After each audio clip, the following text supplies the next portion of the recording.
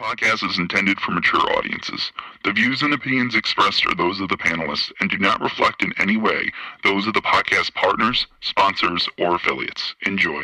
Hi, this is Michael Buffer, and you're listening to the Voice of the People. Let's get ready for Boxing Voice. Every day I'm hustling, hustling, hustling, hustling, hustling, hustling, hustling, hustling, hustling, hustling. Every day I'm hustling, every day I'm hustling, every day I'm hustling, every day I'm hustling. Sky's the limit, baby. BoxingVoice.com. We don't fight for rings and stuff like that. I don't fear anyone. En este deporte no se viene a jugar y no le tengo miedo a nadie. We don't come to play in this sport. I fear no one in this sport. Does that mean that you will fight Triple G later this year? Como lo dije en la pelea pasada, ahorita mismo me vuelvo a poner los guantes. As I said in the last fight, right now I'll put on the gloves again. ¡Viva México! Canelo wants to unify all the titles. When did you realize, Andy, that you could take his power? Because of the Mexican warrior that I am, I got that Mexican blood in me, so talking about the Mexican style, I just proved it. BoxingVoice.com. Ain't no other sight in the game to see the Boxing Voice. Good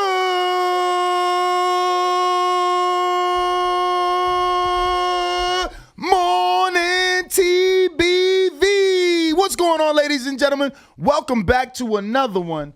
And shit, I didn't change my shirt. These producers, no one reminded me to change my shirt. Oh my God. Yo, we're gonna have a fucking wardrobe change in like 2 seconds. This is a whole fuck up show. Let's just be real. The topic that you see there is not what we're gonna talk about, even though we're gonna talk about it because technically it's there. So we'll speak about Jaime Munguia versus Daniel Jacobs, but the breaking news show is just, I'm always high, bro. We were supposed to break news that Mickey Bay, or excuse me, Sprite, the registered trademark company, right? Am I reading this correctly? Sprite, in association with Bigger Than Life, are presenting Tevin Farmer versus Mickey Bay. The press conference to announce this fight officially is going to be this Friday in Las Vegas, April 1st. Once again, Sprite, in association with Bigger Than Life, are putting on Farmer versus Bay. The fight is going to be held in Ghana, West Africa. In Accra, Ghana, West Africa. And it's going to be May 21st. Same day as Jermell Charlo, Brian Castano. And it's going to be streamed live around the world on Fight TV. CBS Sports out there, right? It actually will be on live on CBS Sports, and the rest of the world will get it on Fight TV. On Fight TV. So we get it on CBS Sports. That's big, champ. That's huge. It's not even on Boxing Scene this. Yesterday I text Mickey like, yo, congratulations. He was like, oh, you heard? I'm like, hell yeah. He's like, yeah, I'm going to call you in the morning. I was like, no. He was like, he said, you heard? I said, yeah. I said, yo, I got to get you and Tevin in studio. He's like, all right, I'm going to call you in the morning. So, wow.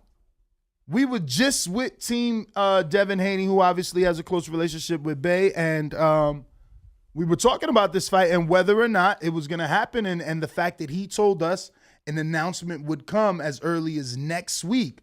Because I know when we interviewed him, I rewatched the interview a little bit yesterday, and maybe people got the wrong impression because I said, where are we in this fight? He's like, oh, it's far. And that's probably, close is probably the better word to say. But he said it's far, but we'll have an announcement in a week. So maybe some people didn't, maybe they thought he was bullshitting. But boom. And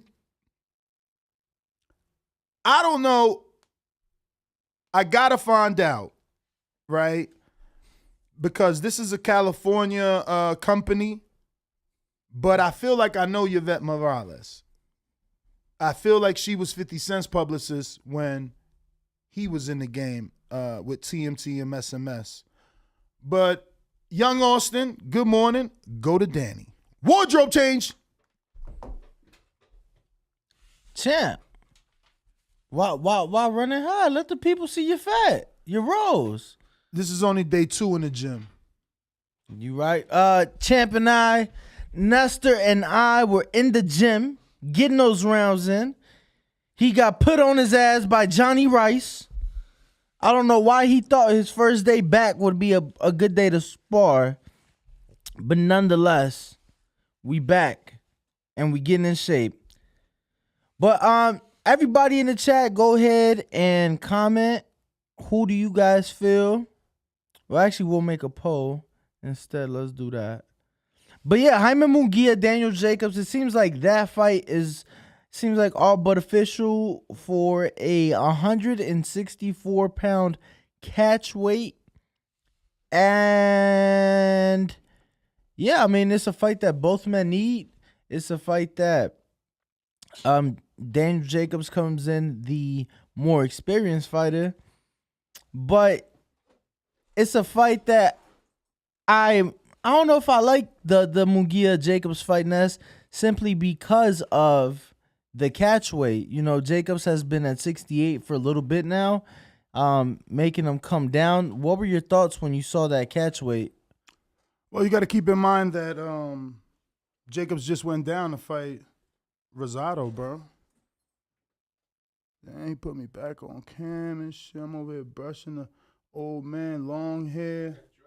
It's fucking Danny's fault. Danny makes one haircut appointment a month and shit. No. He's like, no, bro, I already made an appointment. We can't go. I like my shit on Thursdays. I need to be fresh for Fridays. Like, homie, you ain't realized you work 3 hours a day. Every fucking day is Friday. Bro, that's not what I said. You know what I'm saying? When your schedule is 3 hours a day. When it comes to people like you. Yo, keep it G, though. If your schedule's 3 hours a day, 4 hours a day. And ain't every day Friday? Like what the other person said never existed. Look, he just talked right over me because he know the rest of the world hear that. They're like, damn, Danny, come on.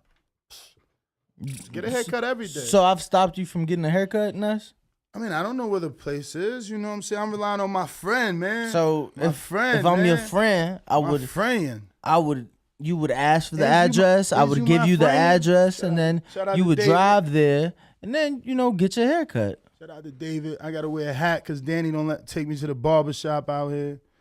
You know what I'm saying? All I said was that my barber been out the country. He went to go visit his mom's in Cuba. My barber was gone. Yo, I asked my man. So I've been roughing it out. I asked my man's Brandon in Vegas, who's like super popular, knows all the spots, and he like, Dominican barber? What the fuck, man? I've been here all my life, and I don't know what a Dominican barber is. He said, put me on. I said, what? Where did they move me? This is really Area 51 if y'all ain't got a fucking Dominican barber. Where my Dominican barbers at, please? My community. Tag me, man. Save me. Please. Nobody got the fucking Gillette work.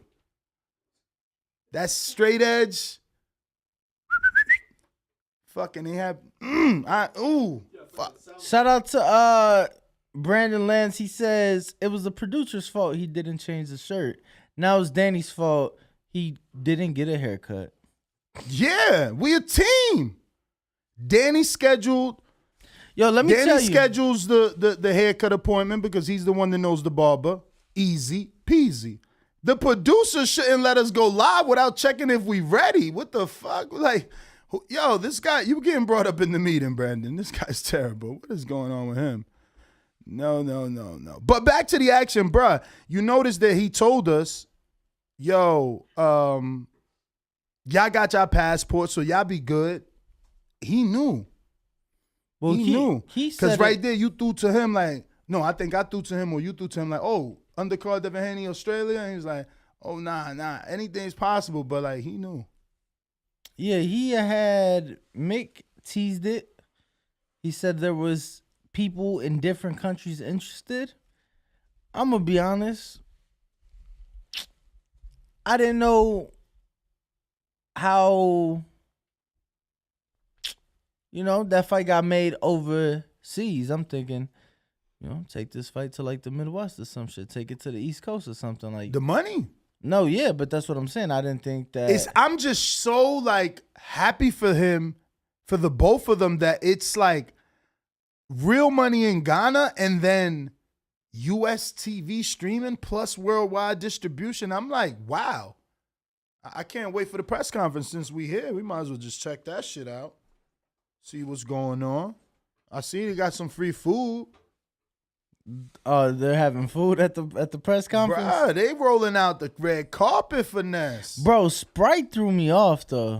Ain't that amazing? Yeah, that's Listen to me. Shit. That is like beyond. This is what I'm saying. I can't believe. See, because I knew about this last night and I was afraid to title the show last night, go to sleep, wake up, and the whole world knows about this information now. Because look, we woke up, it's shit still not on Boxing Scene. Like I'm shocked.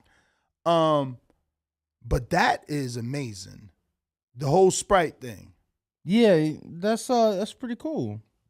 No, that's beyond cool. Like, it's literally called The Sprite in association with Bigger Than Life presents Farmer versus Bay. Is it The Sprite? Because maybe it's a different company. Is it Sprite or The Sprite? Because I didn't realize that. So, while you check, Anthony Johnson with a Cash App. You know he's calling in every morning to say good morning, not only to you and I, but to the rest of the TBV community. So good morning, TBV. Go ahead. Oh, okay. So let me go back to my email and see here. Yeah, mines don't say. I don't know, because it got Sprite in bold and the lowercase and not bold. So I don't know that. Let me just Google under it. the what it says The Sprite and I'm gonna Google it. What is the Sprite? Let's see. The Sprite, like that's who it is. Now it's the Sprite. You know? Wow. Sprite. That's amazing. When have you seen Coca-Cola do a fucking, like, the last fighter that I know to get a global recognizable brand like that to associate the boxing is Ryan? Damn. You're right too. So there's a few. Ryan with Gatorade, Floyd with Burger King, and Joseph Parker with Burger King. That's it. Like, I can't think of anyone. I'm not saying there isn't anyone else out there. I'm just saying, I mean, Adidas is, that's a sports apparel, so we can't count that. You know what I mean? About like, this is a drink. Makes sense. This is huge. Like, I hope that it works so that they stay in the business. Because think about it. Sprite, they seen value in Farmer Bay. That's something that I thought only I seen value in. That's something that I was happy as a hardcore fan, but that's not screaming, hey, we appeal to the masses, right? Like, that's more like, yo, that's a hardcore fight. Like, oh, I remember Bay, he used to be with Mayweather. He's from Ohio. I remember Tevin, he had that beef with Tank. Okay. Like, it's not like, I don't know. This is amazing to me that they have that. They're open-minded about the game if they're paying for this, no? No, absolutely. And it brings some, just different people into the sport, makes things more exciting. So I'm excited. I'm excited for the press conference because I feel like there's more surprises and more things that we may not be accustomed to seeing. We might see a few things. Have you heard of this hotel and casino? It's an MGM property. Yeah, the MGM Grand. I have indeed heard of the MGM Grand. Oh, I've just never seen that Hakkasan MGM Grand. Hakkasan. That's just the club. I've never. I mean, in all my years covering the sport, again, this is how you know this is Sprite, right? Because in all my years covering the sport, no one ever has It's like for DJs. It's mostly DJs go there. The club inside. It's the club inside MGM. Like Calvin Harris will do stuff there, and ooh, okay. Okay, so it's a specific room in the MGM. It's a nightclub. How big? The size of a nightclub. I don't fucking know. I didn't measure it. Like, what the fuck? Oh, someone woke up on the wrong side of the bed because they couldn't jump rope. Bro. Yo, Yeah.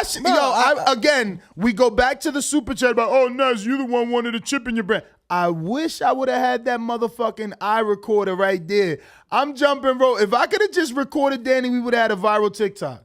You guys got to see what this man looks like. Bro, you think I'm the only motherfucker that is not the best jump roper in the world? No, dog, you can't be a podcast host, interviewer. You literally hang with Shakur, Lubin, Tank. Like, you should be ashamed of yourself. You jump rope like that, bro. Little girls jump rope better than that, bro. That's like me saying you should be ashamed of the way you shadow box. You don't look. Why? I shadow box good. You right away. What they say? Hey Johnny. We got fresh meat. Yeah. Because they seen you, champ. But you didn't listen. There was also a 42-year-old man that was 300 pounds, 6'9", that walked in. They didn't say, Johnny, that's for you. And when Johnny said, no, that's for Malachi, they said, no, he's for you. Meaning, that motherfucker ain't on my level, or else they would have put me in with his old ass. I'm on that Johnny level, man. They see how the fuck these motherfucking mechanics coming. My man be hating. But it's all right. Remember, he said he wanted the Ness fight. Remember that? I did. So we just going to give him a little work in the gym, man. We're going to give him a little work in the gym, man. We're going to put a little something in that bread basket, as my man Teddy Atlas would say. Today is day numero dos. Just remember, Virgil. I'm going to keep you off me, champ. I promise you. Virgil. We right here. Shout out Bill Haney. Yo, we've been learning. Yo, so we should talk about our experience yesterday, which was an amazing behind-the-scenes experience. All the footage has been sent to Canna. And is there anything there? I don't know. I would have to talk to Danny off air about anything that's like extra behind the scenes that maybe we could give to Patreon and members only. But we were at the, I guess, Top Rank Gym, which was a disclosed location for Devin Haney's private photo shoot that I would assume is gonna be. Yeah, so it's for the fight announcement. You know, that hasn't come yet. And it hasn't, because yesterday they were just doing the face-off pictures, you know, for Haney for the fight poster and stuff. Yeah, but think about this. You and I are at a media workout. By the time we drive home, depending on how far we live, if I had to go to New York and I'm driving back to Jersey, by the time I get back to Jersey, I got an email in my inbox with those same pictures. Maybe I'm in them from the media workout quotes from each fighter. So don't act like they couldn't have put this shit out last night, because they got done with everything, what? 5-ish West Coast? Well, I guess that's very late East Coast. No, it was later than that, bro. It was 6. So it's 9. So it wouldn't make sense to release it yesterday at 9 p.m. Eastern. So maybe the official announcement comes today. But we know that people want an announcement, an official one. And let's put this out there. Has anybody questioned whether or not George Kambosos had to sign to Top Rank? That answer isn't even known. I couldn't even get that from, the Haney side. So it's like, Peter Khan, did Kambosos have to sign to Top Rank? I'm going to text him. It's fucking 9:30 on the East. We got Cody Crowley coming in at 7:30. And we have, let me text our 7 a.m. guest. Should I tell him who it is or wait? Surprise him. Wait for a text back. Okay. Get you a text back. Wait, who I was going to text? Peter Khan. And I am going to text our 7 a.m. guest, our guest before Cody Crowley, see if we get an answer. Because, people are very busy people. So, let me see. I hope I could get an answer for that, because you know, we've been thinking about this contract as some sort of death sentence. You know, murderer's row. Death row, right? It's like you sign, you got to fight this guy in his home country. Oh, you beat him? Well, go back there, beat him again in his home country. Oh, shit, you did that? Well, we got somebody over here that we would like you to fight as well before you're able to get up out of here. And that's how I perceived it. But if we find out that Kambosos is not with Top Rank, is it really a death row contract if they want him? Is it Top Rank saying that they're going to sign the guy they believe will win the belts? It's interesting that they haven't signed him though. Signed who? George. Well, we don't know. Seems like, well, we don't know. I just don't want to say too much, but I hear you. Oh, you heard something that I didn't hear yesterday? Because remember during the Mickey conversation, I didn't hear knockout. I swear. Well, during our conversation we had yesterday, everything I got from them was like, no, they ain't. He not with them. He ain't. I felt like they was assuming. I felt like they was assuming. I could be wrong. Obviously,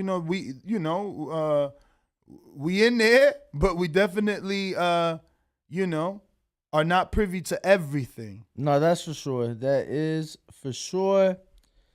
A lot of behind the scenes though. From, a lot of shit from yesterday. That was pretty cool. Did you end up going to phase 1? Nah, I didn't. Exactly. I didn't. Exactly. Exactly what? Guess who did go? Yeah, Ron, that's all. Crazy! Shout out to Ron, a hustler. What's crazy about it? Cause that was our interview. You know it. Devin was like, come on, do it. And then, I wasn't gonna do it like that, Rush. I mean, I still got a couple minutes with him though. Yeah? Yeah. When? It was in that files that I sent?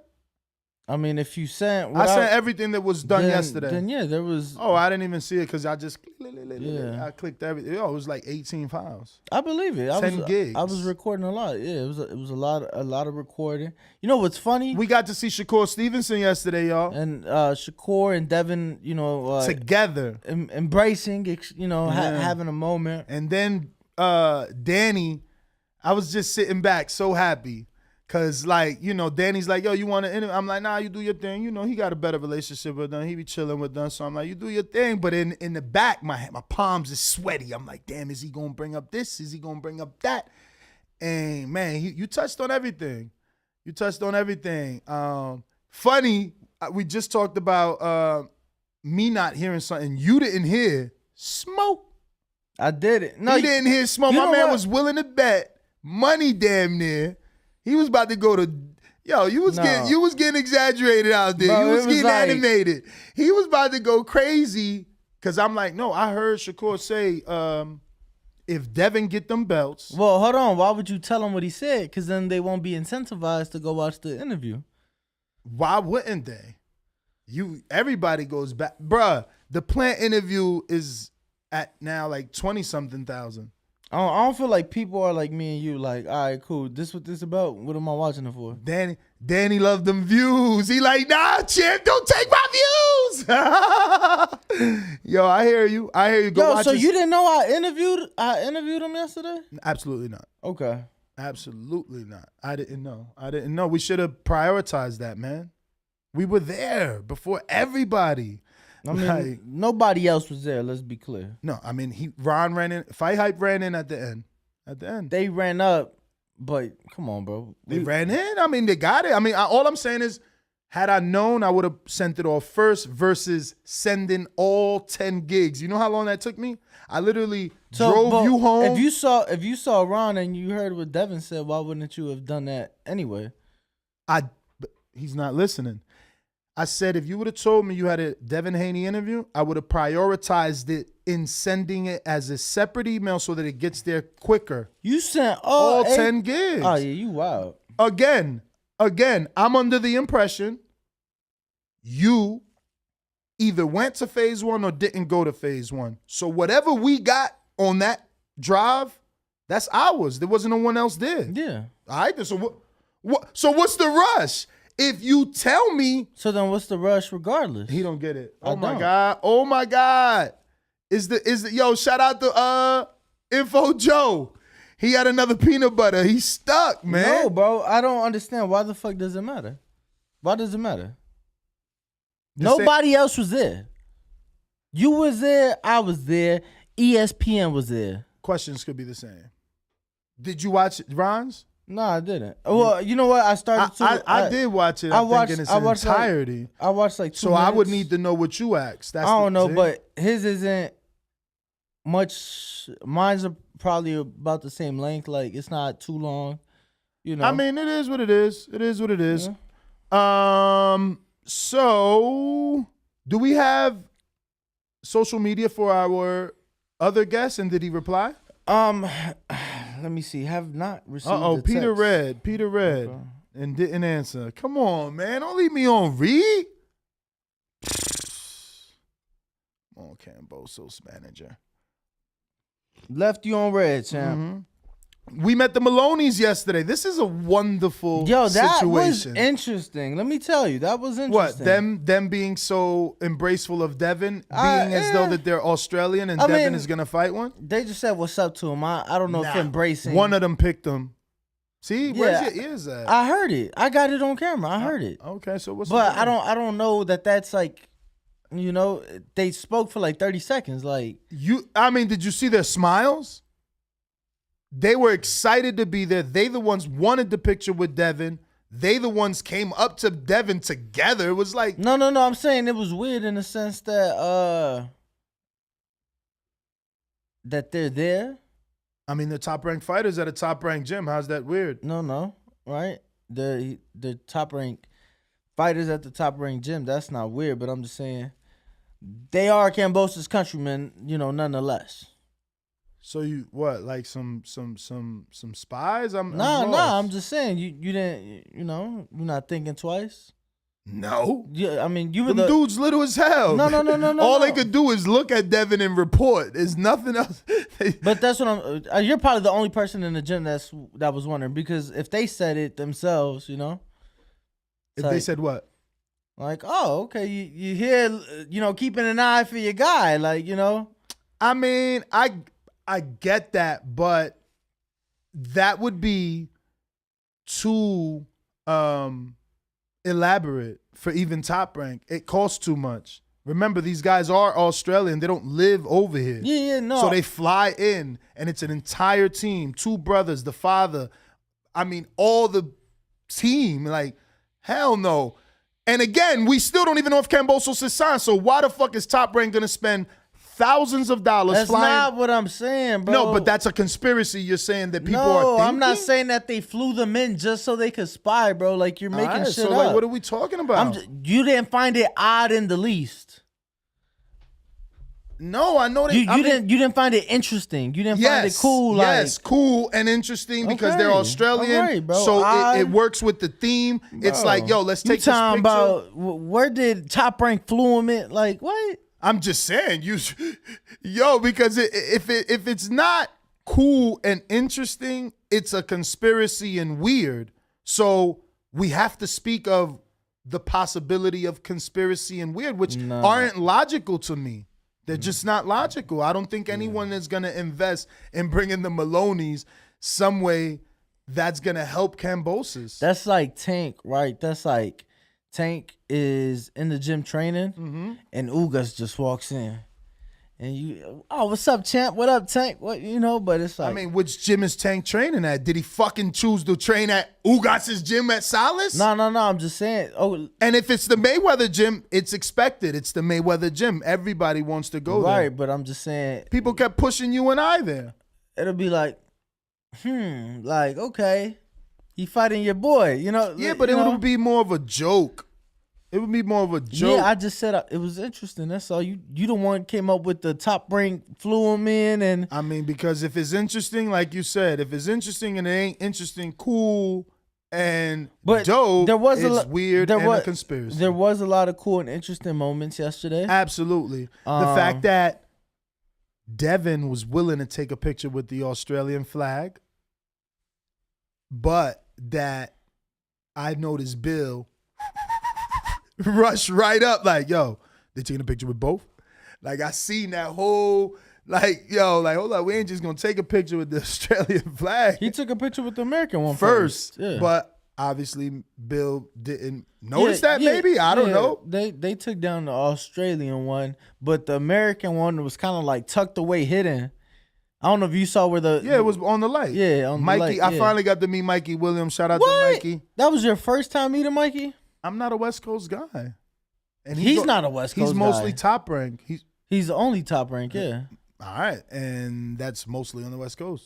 Oh. And yesterday was a very good experience for me. That wasn't the first time I was in a top ranked gym, but it was the first time I spent that much time in there.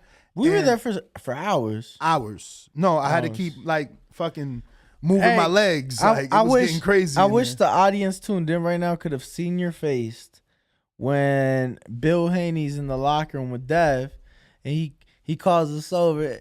But he calls you first, and then he calls me. You're like, calling me? You just ran over there. He said I ran. I love this guy. He loves taking shots. I love it. Tell him how Shakur kicked your ass in ping pong. Shakur did beat the fuck out of me in ping pong. Bro, my man was legit sweating. He came back to the ring, took his hat off, and wiped his hair backwards. Do you not sweat when you play sports? What the fuck? Did you just call ping pong a sport? It is a sport. What the I know fuck it's in wrong? the Olympics, so I'm not even going to have that debate, but please, man, ping pong, please. Fucking please. Bro, it's a sport, bro. You know, it's a sport. Please. And to be fair, I played Shakur pretty much after we got done working out. True. So, my fat ass was still... That would be ideal if we could work out there. We got to talk to Frank. We definitely need to talk to Frank. They have showers too. That's another person I got to, not meet because I've met him again, but again, spend as much time. He's a cool guy. I want to get him on the show. We're definitely gonna. It's funny because I might have told him to stop by today because he's a morning guy and he opens the gym at 8. No. They said Friday. Did I? With Frank's there? Frank and Mikey? No, Evan. And then you told Mikey Monday. Oh my God. You're serious? Yeah. Bro, it was too much. I told you we need an assistant. It was too much. There's so many people booked. And when I got home, the Maloney's hitting me up.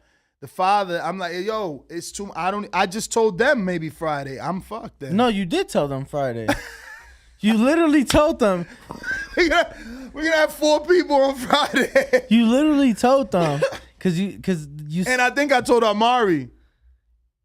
So I texted him yesterday like. I thought Amari was Thursday afternoon. That's what I said. I said Thursday 5:30 work for you because I'm like, yo, Friday's getting booked in my mental role, my mental calendar. That shit has got like 8 people already. Matter of fact, you made Castillo Clayton hit me back. Because I sent them a voice, man. Like, yo, come on, Chad. Don't maybe pop up. Yo, you know what? I don't even know if we want to say it on there. What? But I love the whole Barbarian. No. Okay. Not yet. Okay. I think Pat's in town, right? Not yet. That's what she said. Producer Ryan, remind us to tell you about it so that it gets brought up in the meeting. Not yet, but no. Yesterday was some very, bro. I'm not gonna lie. Amazing moments. I got home and I looked at my phone. I had like 7 screenshots of numbers, and I'm trying to remember like who's who. Who's is who? This guy didn't save the numbers, bro. You're tripping. Yeah. Man. So I'm looking at like, all right, this person's from this city, so this area code. Who we got? Sources tell me, and it wasn't Peter Kahn. I'm still waiting. Peter read me. He left me on read, bro. Mm-hmm. But sources just indicate that Kambosos has not signed to Top rank. But I want to talk to Peter Khan, man. I want to talk to Peter, man. He BSing me. He left me on read. Brandon, because he's in the East Coast. If he's still in the East Coast, it's 9:30 over there, bro. Brandon, but maybe he's in a meeting. Brandon, we have heard of a calendar, but it's very hard, especially when yourself is booking. Yeah, you booking. I'm booking. Madison booking. Madison's booking. It's crazy. So our calendars are not in sync. Yeah, but listen, this is all new, and we get a learning curve. I don't even have a month here. You know what I mean? So it'll get. Let me tell you this: the only thing you need to know as a TBV community member is that we fucking did it. Okay, I'm in the Top Rank building, and my man Evan was talking to me about my Chris Lovejoy interview, and I'm like, yes, we made it. Because people like to tell me that I'm lying, that I got an ego when I say they fucking listening. I told you, they listening. It's beautiful, man. Yesterday, so many people like, yo, and you I fucking know that voice. I know that voice. And you didn't even want to go. I didn't want to go. I did. It hasn't been my thing anymore. I lost the love for them gyms, man. He lost the love for the sport, you know, for the grind. Never the sport. For the grind. Never the grind. Yeah, never the grind. It's just I don't like being treated like paparazzi, man. I ain't no fucking body's paparazzi, man. I'm Kanye. I beat paparazzi, man. You treat me like paparazzi, you gonna get me back in the cell because I'm gonna fuck you up. I do not like that. Mm. You know what I mean? And some of these fighters, they disrespectful. Let's just be real. You know what I'm saying? They think they above. So I have learned to just chill to the back. You know, you wanna deal with me, you do, and if you don't, you don't. Because being treated like paparazzi ain't cool. I hate when they do that to them people, man. You know, it's not nice. It's not nice. What'd you make of just the whole experience? But yesterday was amazing and will go down as a very memorable moment in my boxing, times for sure. Yeah. And what's to come from it? Whoa. If we could just get that one, thing that we'll bring up to you guys in the future, which you guys are gonna fucking love, especially this community. It's gonna be insane. We just gotta get it approved. And it's already approved. It's just gotta get approved. Yeah, but I just want to say, shout out to me because that's huge. Man, you the man. That's huge. What's huge? Oh yeah, that's what's huge, gonna bro. come. Yeah, absolutely. Course. That'll be true production. You'll get true production. You'll get that Ring Life, HBO back in the day feel, man. Where they're introducing you kind of to a fighter, introducing you to a person, telling you who he is, and, the story. And I hope that's what we're able to do with this individual. It's crazy that the idea came from them. Yeah, no. But he told me, he's like, I've been trying to think of the perfect platform to do it. Exactly. That's why Young Trav is corny. Because they chose us for being us. They chose us because we smoke. You understand? You can't, and so is my man's in them. Alex, he whack because he decided I'd rather take the job than not smoke. Like, motherfuckers is whack. This is what we do. This is who we are. How you gonna strip me of what I am and then ask me to be who I am? Like that makes no sense. You know what I'm saying? But if we can get this off, it'll show that sticking to your guns and marijuana is okay, baby. We gotta have some Bob Marley in the background playing. Is he the one to sing "Everything Gonna Be Alright"? Everything gonna be alright. No, maybe I'm wrong. Fuck it. Moving back to boxing, Peter Khan, where you at? Time to put a question mark to Peter, or I'm gonna put a Peter. Call me. Fuck, doubled up on the text. That's a. I had to double up, man. We need to know why is this. Last time you doubled up on a text with Brandon, somebody. hit Lou up. Hit Lou up. Maybe he's willing to talk now that he signed Haney. He's a co-promoter now.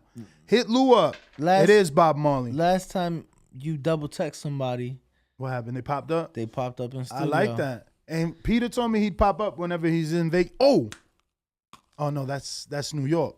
Franchon Cruz, he's her manager. That's in New York. Florida though, he in Florida. Yeah, he's still East Coast, so it ain't late. Maybe he's in a meeting. But if you are looking to voice your opinion on anything that we've been talking about, oh my God, that 17-year-old, you were playing ping pong. The one that was sparring though? Yes. I was catching glimpses of it. I didn't love his trainer. Boy, I ain't love his trainer.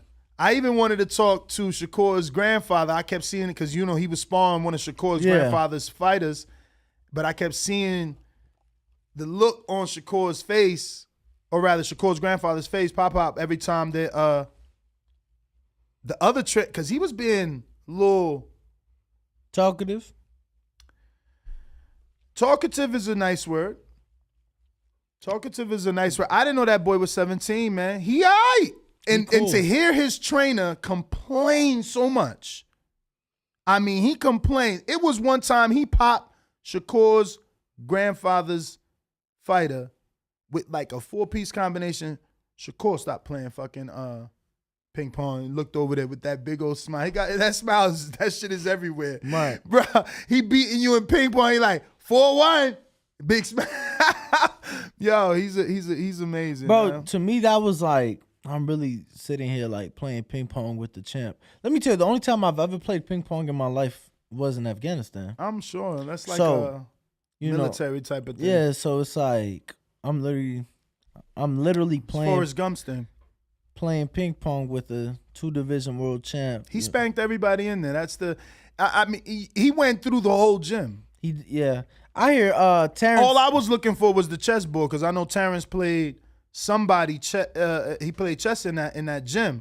So I just kept like, where is that? He's so competitive. Where the real man's game at? Nobody in no part of the fucking world ever said you a real man because you play ping pong. A real man's game? So you think chess? Just Google real man's game. What comes up first? Let's see. Let's see what the world says.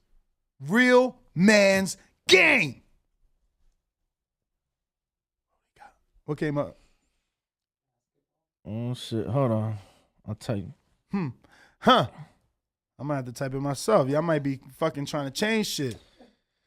Says real man's game. So there was a video game pops up. Nah. Put list of real men games. Come on, man. Google. Where are you? The best. Okay. Best men games. Yeah, I guess. Yo, it's gonna be a lady writing a book about men playing games. Best men games. So X-Men Legends 2. 19 board games for adults. X-Men Mutant Academy. X-Men the None of those are game. men games. X-Men Destiny. Best X-Men men Children the Atom. X-Men 2 Clone Wars. X-Men Mutant Apocalypse and X-Men Next Destination. Yo, are the men's games that popped up for me. The best men board games, Gucci. $7,000. Oh, they have their own chessboard for sale? Let me see this shit. What in the... No, it's not a chessboard. It's like... Deck of cards? Oh, it's like a poker set or maybe... Yo, you play spades, Nuss? Yeah. Come on, bro. Who the fuck doesn't play spades? A lot of people If you don't play spades, you have no cultured friends, no African American, no Latino friends. All right, hold on, Austin. You've also never been to camp. You've never been to like anywhere where multiple men hang together. A bar. You never been in none of that. Like, I don't know. Let's ask the room. All right, Austin. Producer one. Have you ever played spades? No, but like my girl's entire family is from Mexico. It's loteria, man. We're playing those spades. So why haven't you played spades? Because video games exist for a reason. Do you know how to play spades? No, I would. Have you heard of spades? Yeah, I've heard of it. Okay. I would absolutely learn. Like I totally would learn, but Ryan. Do you play spades? I don't know nothing about no spades. What? I grew up in Vegas. He said I'm half black. How you half black? You ain't played no spades at the barbecue. I grew up in Vegas. We do poker. We do blackjack. We don't. Actual. Okay, I do it. You got video games. Shut up. Sorry that my life's better. That's fair. Oh no, bro. Video games, like, bro, never in my life. Yeah, but you grew up fast. You went to the military at 18. Yeah, So but you think people under 18 don't play video games? No, I'm just saying you took away a lot of like the time where people. I don't know. I have plenty of friends who are like, I'm Danny's age. I have friends that are his age that are still in the military that play video games and they're active duty. I know plenty of people that play. Yeah, plenty. Yo, but especially those Call of Duty games. All you military guys. I promise you, in Afghanistan, we would play spades hours on hours on hours. Video games. What else did you have to do there though? Realistically, like nothing. Shit. We had PS4s and Xbox Ones out there, like, but. It's probably better shit talking though with spades, right? Yeah, of course. Hell yeah. And then you get to but wait. Do you guys play ace down? Let's see if Danny's a real spades player. Do you play ace down or do you add jokers? I've played both ways. What do you prefer? What do I prefer? That's what I just asked you. I prefer jokers.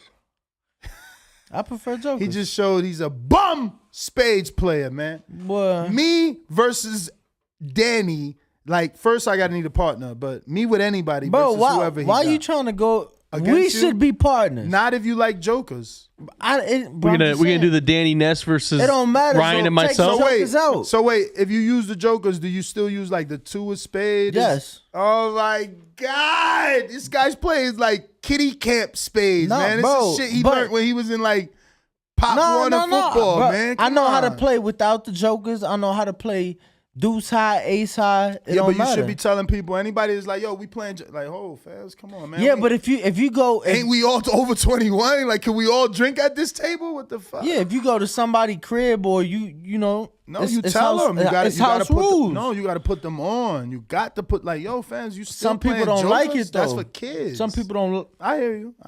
Some people don't like it. I hear you. So, how'd we get on space?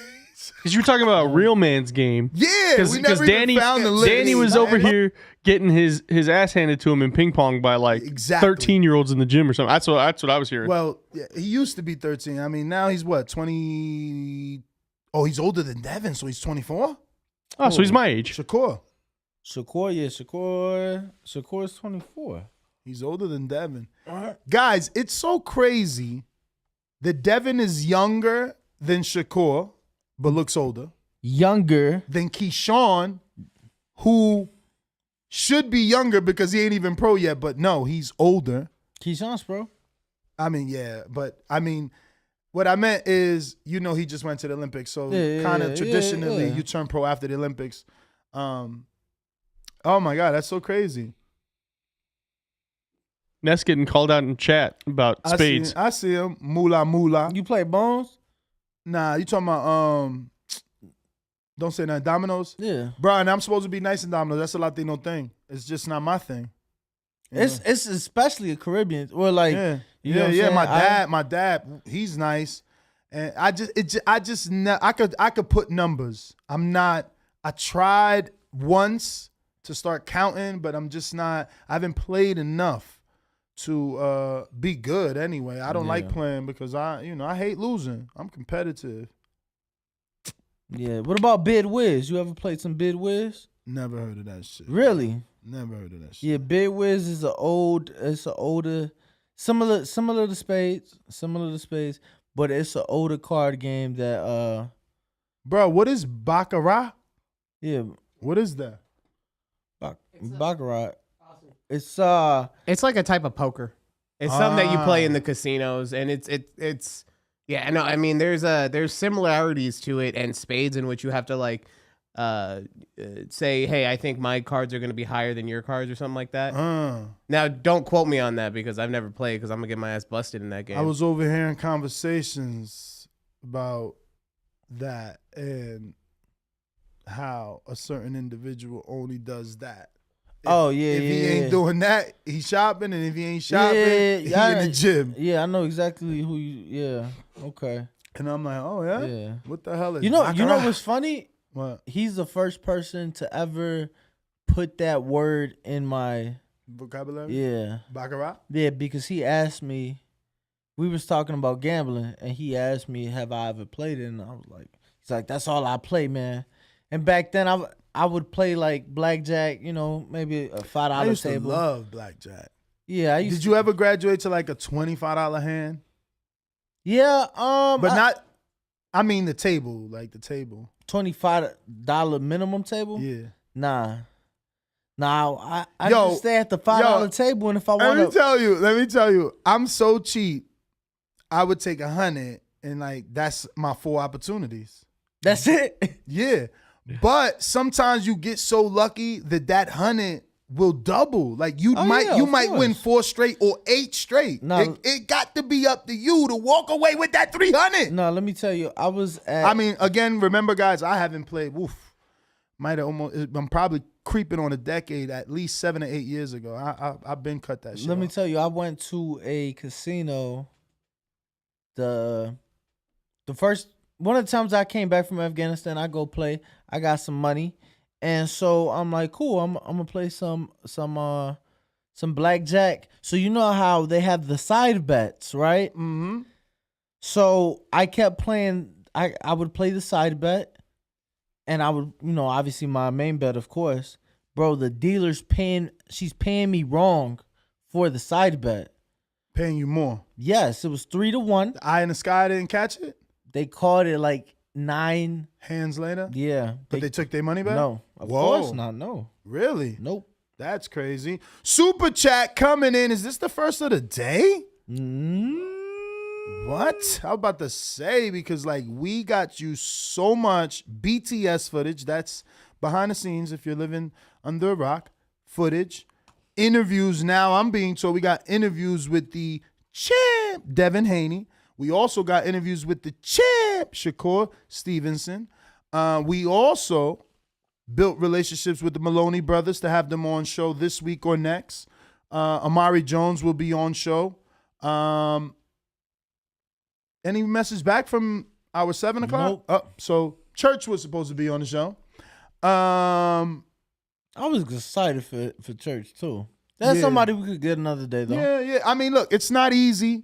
7 o'clock is not every day. Yesterday, that's the main comment. Like Danny's doing one side of the room, I'm doing the other side of the room. And my main conversation was, my line just kept getting repeated.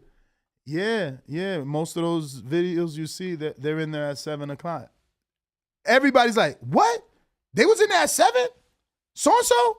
So-and-so? And I'm like, yeah, man, we like the Breakfast Club. Yo, and when we say that, they loving it. They loving it. Yo, Ryan, we need those shirts. We need to get those shirts. Everybody loves the Breakfast. Everybody. Who was it? Evan Yes. Evan himself from Top Rank. He's like, the Breakfast Club of boxing. I like it. Yeah, I like it. Yeah. Yo, how'd you come up with the boxing voice? It was because I used to call into a show called The Boxing Truth, and I really established myself there. So they were the truth, but I was that voice, and I stuck with it. And I always thought I was gonna be bigger than what I am, so I figured that eventually I would be the voice of this sport. And maybe that still can be. I mean, I still got plenty. It's like I said, I look at so many of these guys that are way older than me. Like, I'm sure Ioli's older than me, so I still got time and stuff like that. Yeah, no, I have to remind myself sometimes, right? How young you are? Yeah, and how little I've been in the sport. Yeah, the road is long. The road is long. You have a super advantage, though. You just took a leap this year, brother. This position puts you. Look, your relationships are going to grow. Yeah. From this. Yours obviously. too, though. No, Yours too. Of course. The transition to like I said, it's so sad. Let me tell you. I'm very religious, so everything happens for a reason, and this is the way God intended it. But I researched Vegas before Florida because I'm so career driven. So I wanted to be here, and I watched maybe 2 years of flipping houses before the couple broke up. Remember that Vegas couple? Yeah. I love that guy. I gave that dude a and loan. He's tasting cars. Fucking guy. I gave that dude a loan on one of his. I used to work for Title Max, like the loan company out here. Yeah, he came in there and That's got dope. a loan. Small fucking Also, world. Look at that. I gave Mike Tyson's daughter Michael a loan on her Wow. car, and I got to talk on the phone with Mike Tyson for like 2 minutes Nice. because I had to call him up for a reference. I was like, so if you wanted to, you could go through your old files, get his number, and we. well, can get I him don't on the have show. access to those files. Lies. He doesn't What's want to do funny- anything illegal. You see that? All he had to do is just go to an old file, get his Mike's number, and we're in business. The funny thing was, she told me Yo, that we never even read that super chat. Don't forget, Ryan. her dad, like I guess Mike wouldn't sign off on the birth certificate until like the mom agreed to name her Michael. Holy shit. Yeah, she worked and like her job was like Iron Mike Productions or whatever. Like I had to call him for like job reference too. But like yeah, and she looked just like him, just with like a long ass ponytail. That's so strange about the signing, but that's an untitled topic. Let me get to some of these. Big Fish Vega is the first of the day. Saludos. Saludos. Actually, we have Chuck Supremacy, who his super chat isn't for today's show, but it's for one of our uploaded interviews that was already our podcast. So shout out again to Canna. Your job that you do is so important, and it's actually converting. So this was an interview, obviously, that we did with Mickey Bay and Bill Haney. And this $5 super chat from Chuck Supremacy says, crazy, when I first seen DH on Showbox, now he's going for Undisputed. That hard work paying off. Flex emoji, and obviously the glove emoji. I'm going to get to these other super chats, but we're going to double back on this particular one because the comments in that Fight Hype interview are amazing. Like, the perception has changed. Everyone seems to be riding with Haney now because he took this, very difficult deal, a deal that normally people wouldn't take. So he's earned respect. I know for a fact that Bill said we would have rather the money than people's respect, but this is the situation that they're in. They had to take short money and a crazy contract to get this fight. A lot of comments so far on that video. Yeah. That's why I said I wish you would have told me we had one, because it was his first word since getting Undisputed. Nobody's talked to him but you and I, and then you let Ron talk to him. We had him first, especially if you said you'd already interviewed. See, I thought I don't know. You saw.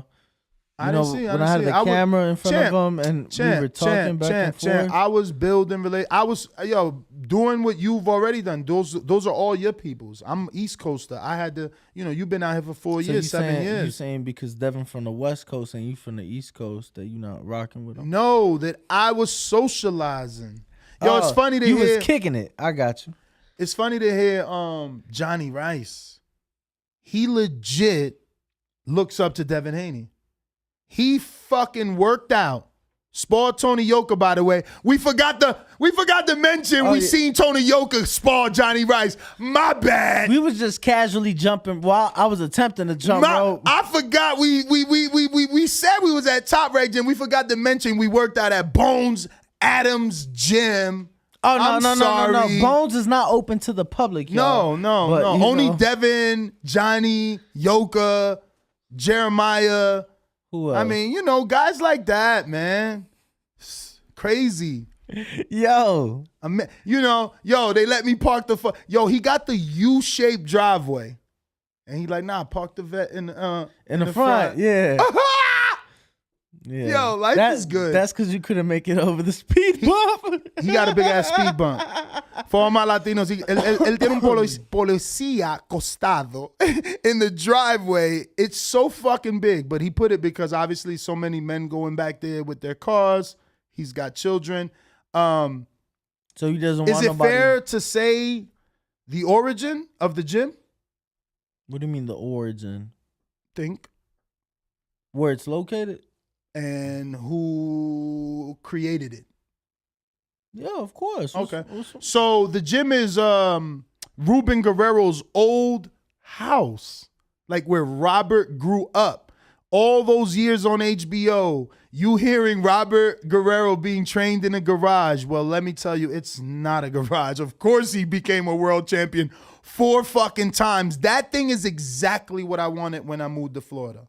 Like, it's just one of those metal, gigantic, what'd you think, 60 by 60? That shit is huge. Like feet? Yeah. Oh, it's way bigger than that. If you think about it. Really? Think about it. The ring's at least 20. The You ain't lying. The ring's 20, and you probably could fit 3 or 2 more rings going the long way. Good thinking. He's right. But it is cornered, so you could be 20 where the bag's at, 20 where the equipment is with the back in the bathrooms and all that, because that's all small. That bathroom and that shower is like, what, 4x4? Nah, 5x5? That shit is like, I don't know, bro. I feel like, look, whatever the measurements, but it's big. It's big for sure. It's big. It's big. I mean, what? Maybe but it is a house. 10 different bags, 12 It's an acre. 12, we know that. Yeah. I ask questions. It's an acre of land for sure. What? They got the, he said more than an acre, slightly more. They got the ring, obviously. Regulation, size, 10, 12 bags. Beautiful bags, too. Oh, my God. They got some heavyweight bags for you, like those big, like 600-pound bags. How was the, what was the last bag you hopped on? The water bag. That was nice. The real thin one? Yeah. That was nice. It felt so much different than all the aqua bags, too. That was better because it has like a polyurethane rubber around it. Okay. Nice. Now, and I always prefer water. I feel like you don't hurt your wrists. Definitely good for your wrist. If you're really trying to dig and you hit one of those other bags, man, you can hurt your wrists with the placement, but the water always allows I feel like, for me to personally hurt my wrist. But Big Fish Vega says, typical Golden Boy BS. Have reports that they're in negotiations with a name, quote unquote, have it fall through, and then find a tune-up, repeat. He's so right. Jaime was in a eliminator with Derevyanchenko, end up fighting, I don't know, Demetrius Ballard or the guy before that was who? Before Big Meech. Who was it before Big Meech? Wasn't it that was in El Paso, I want to say? Give me a sec. Yeah. But I get the super chat. He's pretty spot on. He's always rumored to be in a big fight. Like when he first broke on the scene, Jaime's moving up to fight Golovkin. They want Jaime to fight Canelo. Jaime's going to fight Demetrius. Jaime's going to fight Charlo. Damn, Jaime's the new Ryan Garcia without being Ryan, because it ain't Jaime saying it, but he's always in negotiations that never come through. That's actually crazy. Yeah. Damn. So Peter left me on read twice. We ain't going to get no answer from Cambosos, but I guess we know what that means. Could we take that as... Oh, it was Gabe. Yeah, it was Gabe before Ballard. Okay. Should we take that as he's not signed since he doesn't want to confirm or deny? Peter, I know you listening. He didn't say, he didn't say anything. You know you listening. Fuck, man. Text me something. He's going to call you later. And like, Nas, I can't call you. But look. Look, you're my friend. E-Black TV. Salute to TBV. I love the new setup and I keep up with the replays. Keep it up. Oh, shout out to you.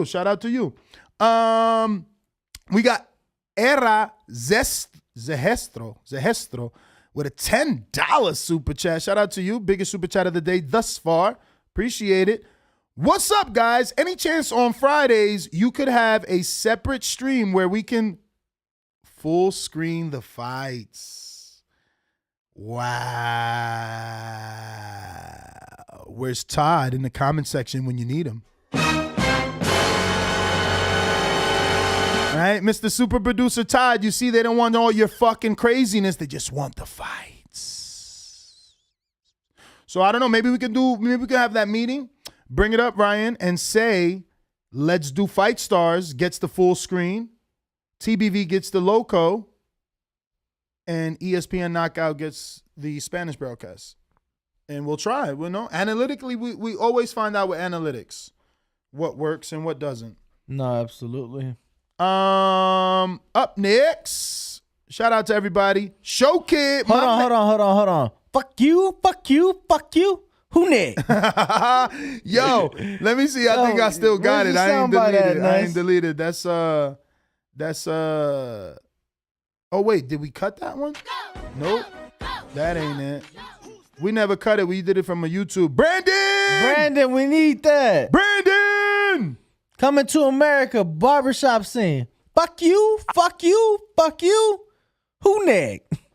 Let me go through these. What's this? Woman by Mike Tyson. We got any more super chats there? Yes. We got Show Kid, who says, shout out TBV. Danny, you're going to have to check this villainess.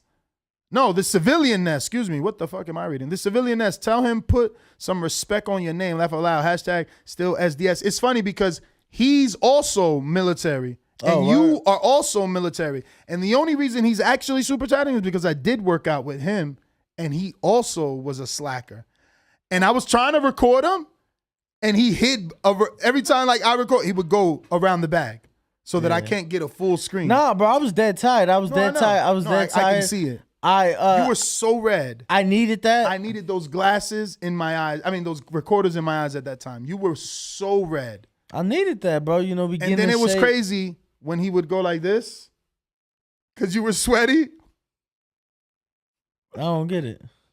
You know, it's a little thin up there, so it looks crazy when you like because when he wipes it back and it's sweaty, the hair clings together so it shows more baldness. And I'm just like, oh, damn, champ, we gonna get you that trip once Ryan, you know what I'm saying? You ain't even talk about the trip. Not on camera. I don't think that we should until we confirm. Producers make the call, right? I mean, and it's also the producer's fault we didn't talk about it yesterday. He never read the full email yesterday. He didn't. I bet you he still hasn't read the full email. Nah, he replied. Oh, okay. He asked for the terms and conditions. Okay. He said, what the hell are y'all talking about? I sent it yesterday. Lies.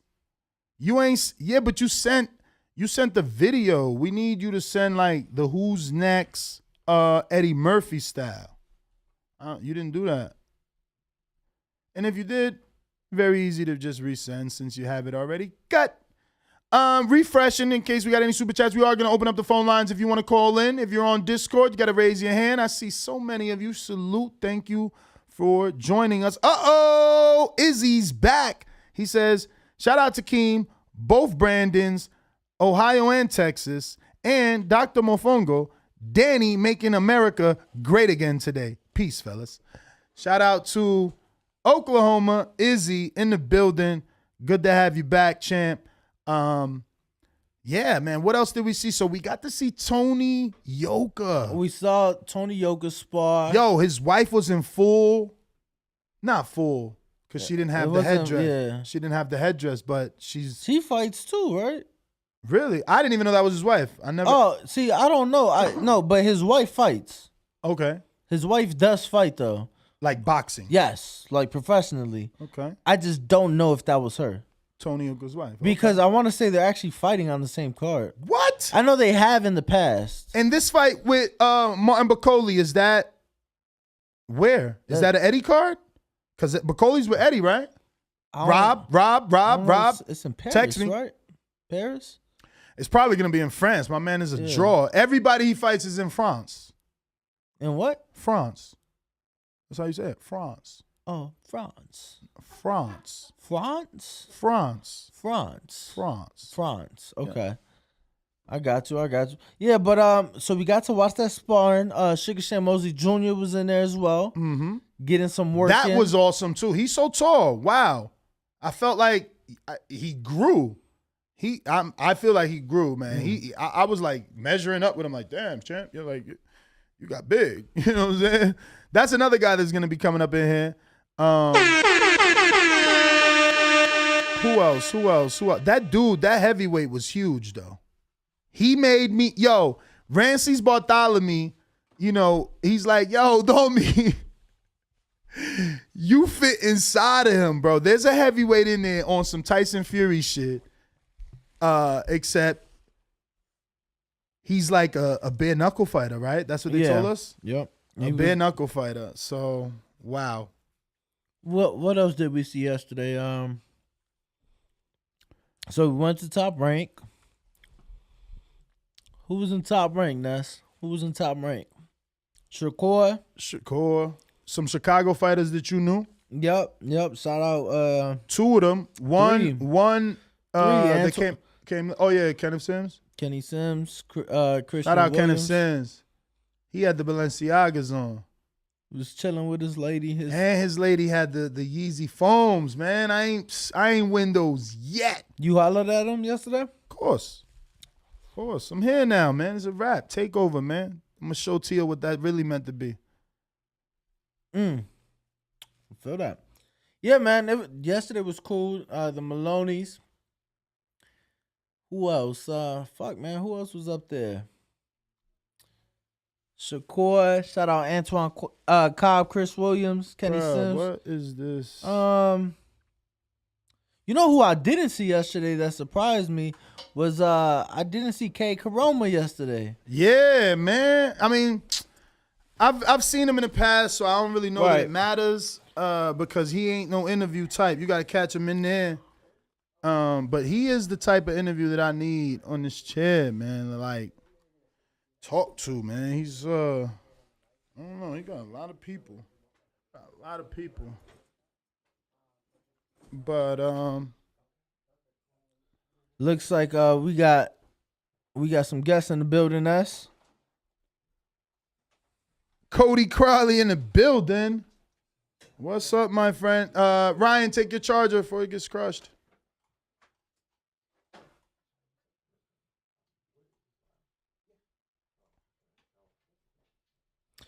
What's going on, champ? You could just adjust your mic, whatever works best for you. We already online? Oh, we've been live. Okay. We've been live. You just walked in and hot, baby. I got a late start. No, you're good. You're good. You're scheduled for this time. Water? Good. I'm good. I got my coffee. I'm good. Okay, what are you drinking? Black? Just black. No sugar? No sugar. Not even stevia? No. Whoa. No. I'm sweet enough for it. Yo, I don't know if you remember us. We've interviewed you virtually via Skype. Yes. Probably the only people that use Skype. Yeah. No, I remember. It was awesome. Good, because that conversation was awesome, and I learned so much about you. And I talked to Bill Haney. He's Austin. Justice for him. Keeps dropping. I talked to Bill Haney, and he's like a regular here. I mean, he was here yesterday. Yeah. So 2 days ago. Yeah. But you're the first person, right? You sparred Devin, right? Yes. Yeah. And you're the first person that I don't hear him say, y'all fucked up. They fucked up. Right? Like, he literally, like... You know, it's funny you said that. I've never heard him say, like, oh, yeah, I fucked up Crowley. But That's my point. I've heard him say he fucked up other people in sparring. And that's my point. Like, literally yesterday, he told me, we got a graveyard. We got a graveyard of bodies we've been fucking up. So it don't matter who's next. We already fucked them up and spawned. We got a graveyard. But I've never heard your name mentioned in that graveyard. No. So I got to know, when did you spar and how was it? Obviously, you're bigger, so maybe you ain't supposed to be in the graveyard, right? Because if you're a 147-pounder, you're probably sparring Devin at what, 55, 58? Yeah, you know what? 135-pounders, they're walking around at 150, 155 pounds too. I don't know about Devin. You think Devin's that high? You're a Vegas guy. You would know more than me. It all depends. And anyone who knows boxing knows that size really doesn't matter. You've watched Floyd in there how many times with 200-pound grown men. Size doesn't mean anything. Boxing is a sport that is a conscious sport, and it's about tactics and principles and outsmarting your opponent. The muscles, the speed, all that goes out the window when you have a conscious person in front of you who is tactically breaking you down and taking away any tools that you bring to the table. And that's what I do. Me and my trainer, Ibn Kaysen, that's a salt and pepper duo. He teaches me exactly how to nullify whatever weapons are placed in front of me. That's why we've spent all these years together building such a big toolbox I have so many tools in my box that it doesn't matter who is in front of me. I have the right tool to nullify that opponent and get the job done. I still want to know how it was the sparring. Sparring was good. Because if you don't say nothing, then it's like we're supposed to assume that that's the same reason they didn't say nothing, which means that you did better than expected. This is one of the reasons why it's hard for me to stay in boxing because all it is people talking shit. Yes. All they want to do. It's the story, all though. they want to do is talk shit. I remember I'm on the treadmill running, finishing 6 miles, and my coach calls me, hey, Devin needs some help. Can you come into the gym and help him train? Coach, I'm running 6 miles. Yeah, but that's what we do. It don't matter how you feel. Let's go. All right, I'll stop my run. I'll take off my running shoes and show up at the gym to help you. And I show up there, supposed to box 10 rounds. Well, we only boxed 6 rounds. That's all I got to say. And you are the trainer? Yeah. Oh, how are you? What's your name? Ibn Kaysen. Ibn Kaysen. Pleasure to meet you. Where are you from? I'm from Baltimore, Maryland. Oh, Baltimore. Okay, Yeah. okay. What part? Just all over West Baltimore. I was originally raised in Randallstown, but we was everywhere. Okay. So did you come up under any of the bigger name trainers in Baltimore? Did you start in your own gym? How'd you get your start in boxing? My brother was a world champion. So I came up under just trying to imitate my brother. I wanted to be like my big brother. And so he beat me up one day real good. And I realized that wasn't for me. Okay. So I always loved the sport and being as though my brother had a bunch of different trainers and I was trying to box at the time. I got a lot of information from a bunch of different trainers and so I just wanted to kind of give back to the sport and still stay in the sport, and so I crossed over to the training side. But I wanted to speak on that Devin Haney situation because there's a lot of respect there for Devin and a lot, in the boxing game and in the boxing world, a lot of times you get into a bunch of gym wars and stuff like that. Mm-hmm. And it turns into something bigger than what it's supposed to be. And so I believe that, the reason why there's never anything said about from Bill, from his side, and now you're getting it from our side is really because it's just the respect there. You never know what somebody did. You don't know if Devin went up and ran Mount Charleston and then came in and sparred, or Cody, as he said, ran 6 miles and then came sparring. It's just sparring. It doesn't, it doesn't mean you're a better fighter. And when fighters are trying to clout chase and do stuff like that and make a name off of doing something in sparring, it really means absolutely nothing. And so, but it can be damaging to somebody's career. So I think that it's just more so of a respect thing where, you keep the sparring in the gym. It's not, it's not for, hey, you're not getting paid from that. We don't have a podcast where we just have sparring. So, I just respectfully so I don't want somebody to lead my fighter down that road where is damaging to the community of boxing, because now people start getting personal feelings, and now you can't even get sparring with nobody no more because they're like, all right, well, no, I got to be in the best shape to spar him because when it's just all supposed to be work. So with the Devin situation, it was great work. Devin don't know what we did before. We don't know what Devin did before. It was great. Ain't nobody beat up anybody. It was great work. My fight has never been beat up by anybody. Even when he sparred Tank. Have y'all been called back though? Yeah. Okay. We've been called. I mean, respectfully, we've been called. It's been great work. You got to understand, this is what fight fans want to hear. These are it's taboo. Sparring is the hush hush. It's gym only. So. And then, Bill and Devin, like I said, they got a resume for that. So it was just interesting. It's like, Tank's name, Floyd's name, I never seen a Cody. So it makes me interested more in him because it says something about him and what he can possibly do, which we get opportunity to see now on the high stage, obviously with Josecito Lopez. Not that he hasn't already proved that with Quadratilo, but Lopez is the name that the casuals, or rather that can put him on that stage in front of the casuals. Right. And then obviously we've seen, more so me especially, Damn, what a fucking coincidence. I got the Devin Haney. It's not a coincidence. You have a lot of Devin Haney outfits. But at least you're wearing a Lovejoy hat. So there's no bias there. No, but we've seen a lot of it, and it is intriguing, especially because I feel like that's how Devin made a name for himself, right? Yes. He was like 16, 17 sparring Sean Porter, and those videos would go insane because like, oh crap, for one, you don't really get to see the public, right? They don't really get to see sparring. And then, oh, well, who's this kid at the time sparring with the world champion? So I feel like his sparring notoriously, is I mean, Bill says it. Devin was created on YouTube, so sparring, pad, where all that is part of it. But April 16th, right? Exactly. Let's get to the point. Because I did want to just make sure, because again, it was intriguing to me. So let me speak to one more thing on that. But maybe is a respect thing that Devin and Bill have for us as a team. So, because I don't go out there, as you see, I'm trying to defend and stop all that right now, right? So I don't go out there propagating what we did, this, that, and the third. So, and not to say that Devin effed Cody up or Cody effed Devin up, but maybe just like, okay, you know what? I respect Ibn and how he likes to run his ship and how Cody likes to run his ship. So I'm going to leave that one aside. So sure. Maybe it's that, you know. Whatever it is, at least we found out a little bit. I'm sure Bill will come back. He's always listening. He might pop the fuck up. I would love it too, Bill. FYI. But you can take over while I pull up these questions from the people, because I put out a post letting them know that you would come on. Gotcha.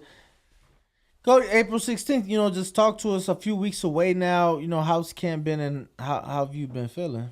I'm excited, man. It's my first, my last fight was my first time on a big network on Showtime.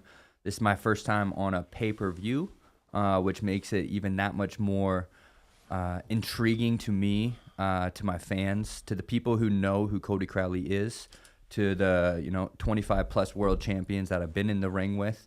I just haven't had the opportunities and the positions to showcase everything that I'm capable of. And this is another opportunity that's presented itself, and I'm going to take 100% advantage of it. I've been working at this professionally now for over 7 years. And it's, I came to Vegas with the 10-year game plan. I was going to give up absolutely everything. From 21 to 31, I'll be a world champion within that 10-year span. We're 7 years in and 20-0 right now.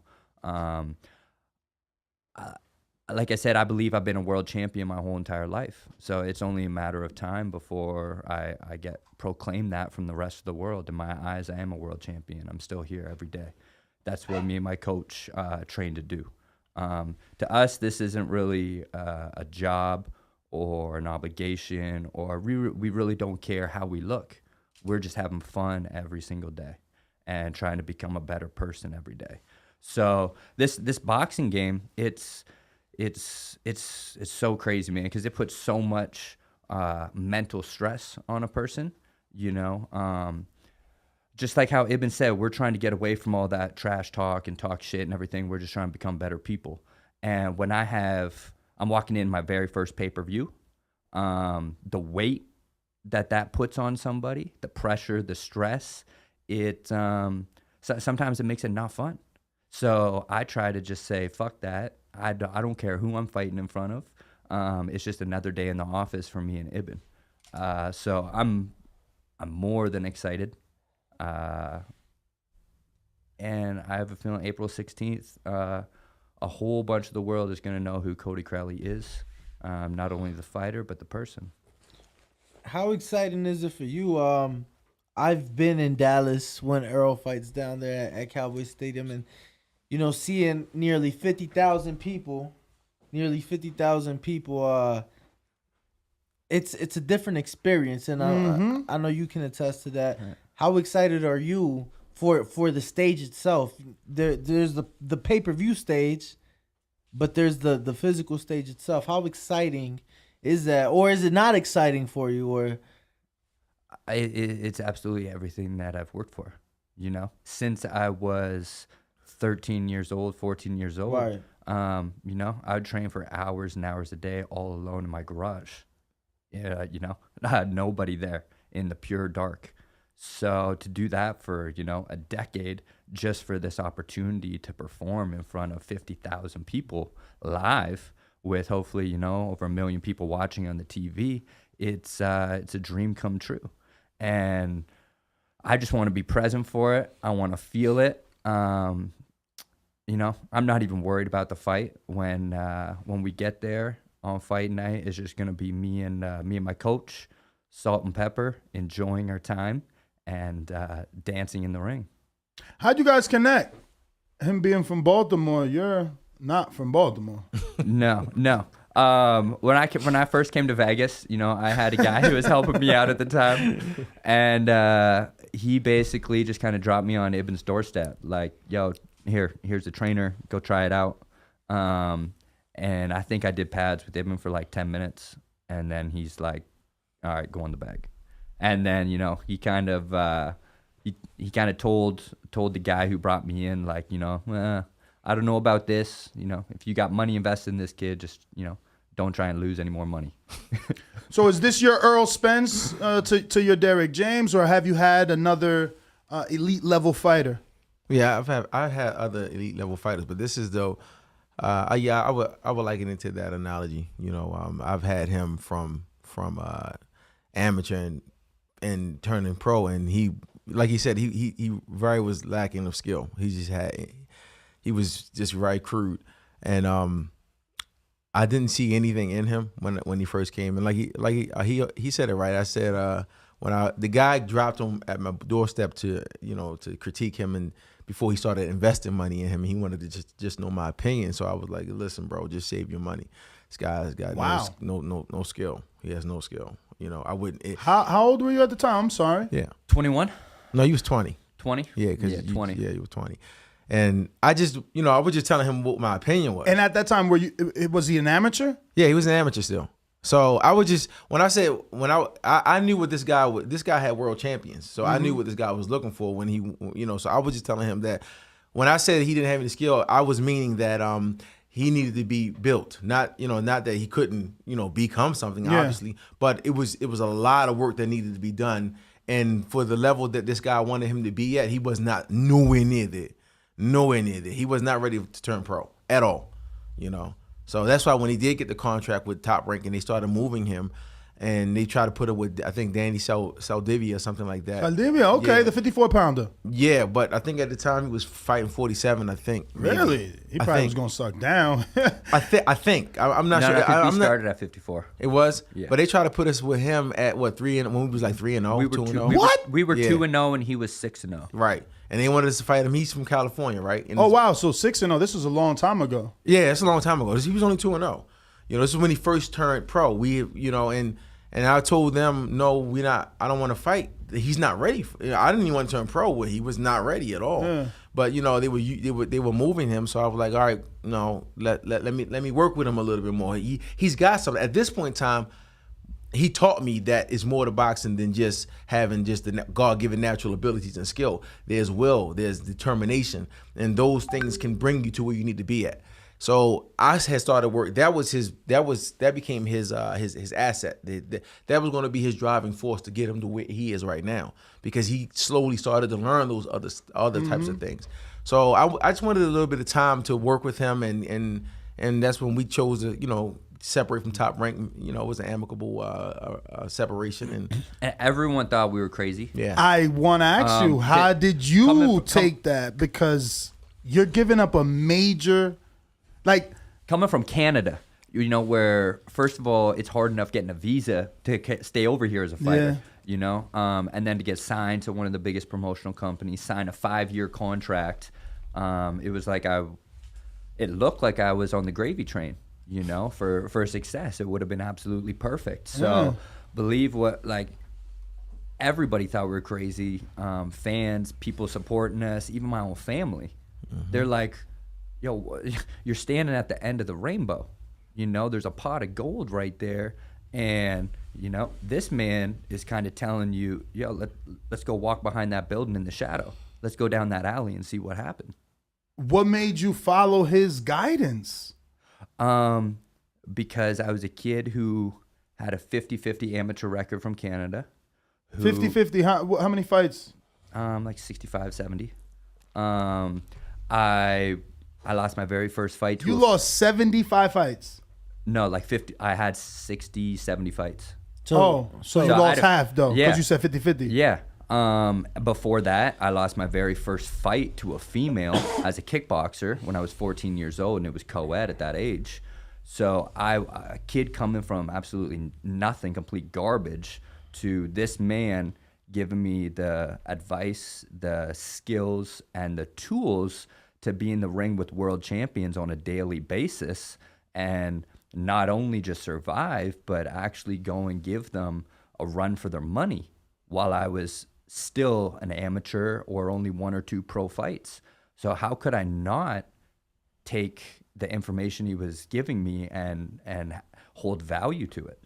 But where were you at financially? Because most people driven to this sport come from the inner city. So to turn down a 5-year contract that means stability for you and your family, did you have children? I just want to know, because, you know, right now, Devin Haney is getting a lot of love because of the decision he chose to make.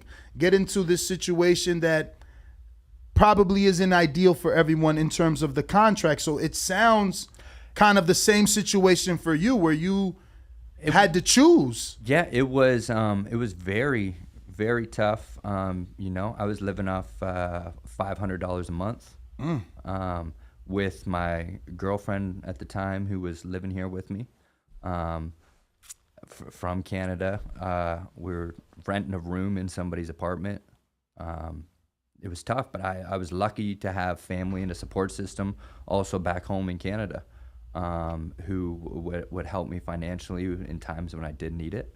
And also a coach who would, you know, give you the shirt off his back if you need it.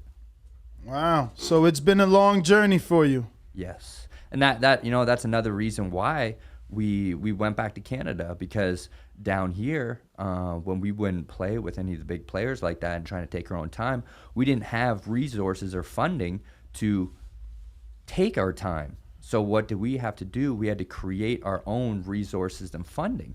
So that's why we went back to Canada. That's why we started our own promotional company. That's why we started to really grow my fan base into the roots of Canada, go back and start working with other boxing programs, go back and give other fighters just like me who were trying everything they could to have success in boxing. We were giving them platforms to go and fight on. So, you know, they didn't have to go and leave their country, leave their family. Sign deals to promoters that, you know, would kind of put them in the same trap that I was in. So we just went and created our own way, and it worked out pretty good. So how many seats were you selling out there in Canada? I would say we started in Toronto. It was like 5,000, and then we worked our way to my hometown, which was about 4,000. Yeah, everybody said that, you know, this couldn't be done. I know everybody almost in boxing, and you know, once we left Top Rank, they was like, bro, it's a wrap. You know, what are y'all going to do? So, you know, we tried to go to Mexico route, you know, and get a couple fights down there, but it just wasn't enough to maintain, you know, a decent living. So when we went to Canada, you know, to his hometown, a small Peterborough, there's never been a fight there. No one knows boxing at all. So it was like, yo, y'all just wasting your time. And we just, you know, stayed true to what we believed in and sold that thing out and used that money to subsidize our living. And is that the Hershey Center? No, that was the Peterborough Memorial Center. And which fight was that? I'm on your box rack here. Okay, so the Edgar Ortega fight? Numerous. There was 4. No, but I want to know when it started. Because he obviously has some American fights with being with Top Rank. He split. Yeah, it might have been the Ortega fight was the first the one. Ortega fight was the first one in Peterborough. So yeah. I want to know the transition, because it looks like you did 2 in Hershey Center. Yeah, we fought in Hershey Center. We were doing some things. I was paying my own way onto other shows. So those were not your cards. No, not my own promotion. Those were the testers. What happened was we were at California. We were in California once again trying to get our own fights. Right. We just showed up. We weren't even guaranteed a fight. We drove 4 hours. I went and cut my weight. Went to weigh in. No opponent. So we're sitting in the parking lot, and I'm scrolling on Instagram like, oh shit, Ibn, there's there's a fight in Ontario in 3 weeks from now. Yep. Like, okay, maybe we can buy our way on. So I called the promoter, and they're like, yeah, sure, but we need basically money guaranteed up front. So we guaranteed it, and we ended up selling. I think I sold like $17,000 or $18,000 in ticket sales in 24 hours. Nice. He set us up. He really set us up for failure because he only gave us ringside seats to sell, and he was like, "You got 100 plus." Yeah, that was it. Yeah. It was No $25. No, it was a bunch of them available, but he told us, "No, you gotta, this is all we have available. If you can sell these, and you can get on." Every one of your fans is driving 2.5, 3 hours to the venue. So it was really tough. And when we realized that we could do that 3 hours away from our hometown, it's like, what about if people didn't have to carpool and bus? What about if we could bring it to our own town? And that's when we started talking to the city councilors. We started talking to different people in the city to help organize. My family started to organize. And then me and Ibn went to work. We would be training, morning and night, and then working away on these little iPhones for 8 hours a day, promoting a show from another country, selling it out, while also training to headline it from another country. And then we show up, and we would be going to schools. We would be going signing autographs, taking pictures at local car businesses. Who would be setting this up, though? Me, Ibn, and my family. Wow. And so when we landed there, like, okay, you know what? Training camp's over. We fight in 2 weeks. We've been working 12-hour, 16-hour days. When we got there, it wasn't over. When we got there, it just begun. That's when the work Now started. we had to go and talk to, a couple hundred kids out of school at a time right after training, then rush to go get recovery, then rush door to door, knocking on doors, selling tickets. Door to door. Literally door to door. We had to do everything possible because we didn't have another option. Wow. And we made out the mud. And it wasn't a boxing town. They didn't know. They never saw boxing. They was just like, all right, well, hometown hero. That was the hook we was going with. Let's support your hometown boy trying to live his big dream. And we sold that idea to all the people that didn't understand or know boxing. And so that's what they were doing, supporting. Coach, what was that experience like for you, though? Especially being an American. Going to Canada, knocking on people's door, that had to be new for you. A pepper American, you know what I mean? So, bro, it was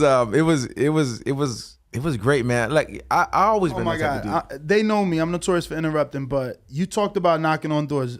Were they really open? What do you mean? Were they open? That's a thing in Canada, right? Like they say everybody's door's fucking open. Yeah. I mean, you can go. They do just walk in your house there, like they do that.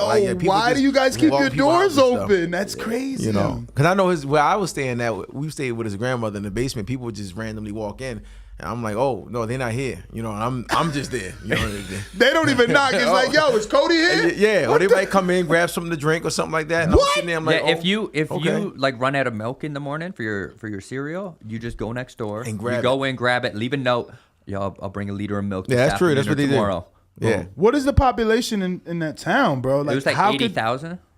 That's a decent sized town. Yeah, that's the city. I was from just outside of that. Okay. Where my elementary school, I had like 8 kids in my class, 10 kids in my class. No wonder, because whoa, you got to be cool with your neighbor for him to just walk in like, yo, Danny. And I took that last piece of pie. I was only here for a glass of milk, but I seen that last piece of pie. You don't take the last piece. You don't do that. So think about the mentality that people had too. And then all of a sudden, Cody left town. He left everybody. He went to America, and then he comes back with Big Ib. And this guy's like kind of like making things happen, order things around, do this, do that, do that. There was a lot of eyeballs on him. Like, who's this guy? Mm-hmm. Who does this guy think he is? Yo, that's never gonna work. Get out of here, Cody. Get away from him. He's gonna take you down. Yeah, I get all that. I was being pulled a lot between family, relatives, and my boxing coach. It was pretty so crazy. Your family didn't trust him. Well, I'm not gonna say they didn't trust him. They're all his ideas. your family is always looking out for your best interest, right? And people only know what they know. So leaving a successful multi-million-dollar promotional company to rock in the minivan with Ib and go knocking on doors, what do you expect, right? But Ibn is a visionary. Yes. Ibn can see things that other people can't see, and I knew that, and I believed in it. That's what's up, man. And now we're here. So obviously it worked, yes. But did it help, I guess, to bring you back to America, or did it help to get you the PBC deal? We always wanted that freedom. That's the one thing Ibn was always So right now you're a free agent. Freedom. No, I'm signed with PBC right now. But we always wanted that freedom. That's why we went and we had our own promotional company, and my career was in my own hands. And we were doing everything we could, but funds got limited. Then we even, Canada still didn't believe in us. Wow. We went and grabbed a network here in the States. We went and did a deal with Dana White for our last show and brought UFC Fight Pass to Canada to help fund bigger opponents. How'd you guys do that? That's awesome, man. Like, because, your story is similar to Saddam Ali, except different, because he was a declarated amateur, and you got a major deal, and he was offered multiple major deals and decided to go independent.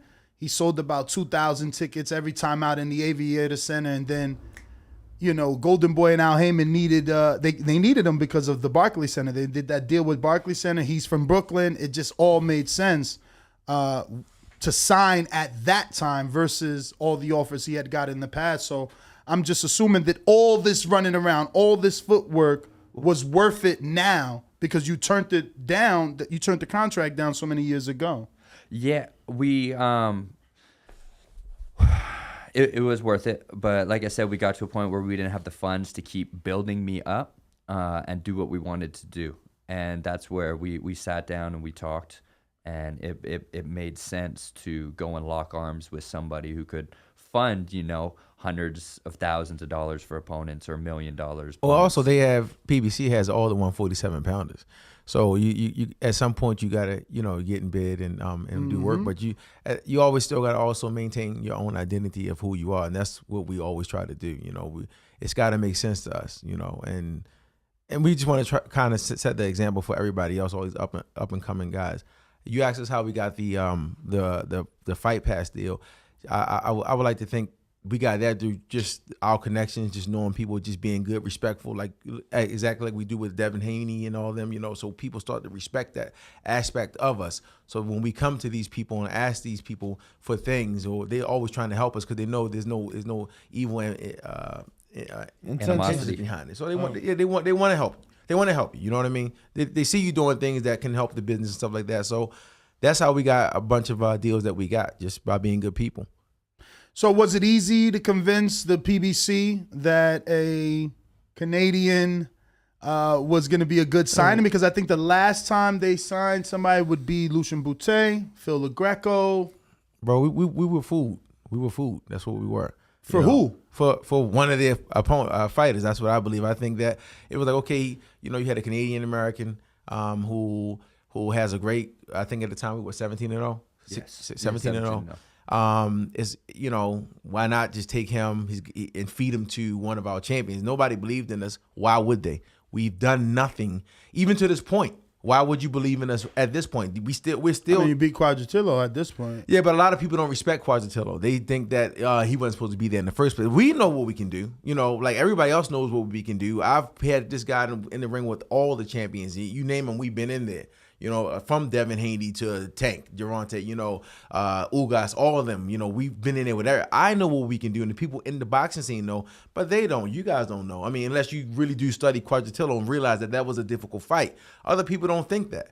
So we were just, a good record that you got to, that's the business of boxing. You need to feed your champion. So he would have been somebody, he was feeder food. Mm-hmm. So that's why it made sense for them to sign us. And now at this point, I believe now, even going into this fight, you guys are really going to start to know who Cody is. Furthermore, Cody is still becoming what we want him to be. So we need these fights. You know, it's been long layoffs where we couldn't fight. He's been going through his own problems. You know, this is boxing. You know, the mental aspect of it is very deep and it holds you back. And not, you know, just all the pressure we've been going through and not being able to fight and PBC trying to give you fights here, but they got so many COVID hitting and so many layoffs and all that kind of stuff, and then promising you this, and they're trying their best, but they can't do it because they're promising this person that and all that kind of stuff and all that stress. So you haven't really seen Cody Crowley. You're going to begin to see him now. The world doesn't know what's here in front of him. What's in front of us? I believe the best fighter at 147. I believe 100% that he could beat Terrence Crawford, Ugas, what's his name? Spence. I believe he can beat all of them. And that's no disrespect to them. That's how much I believe in my fighter. 10 times out of 10? I believe he beats them.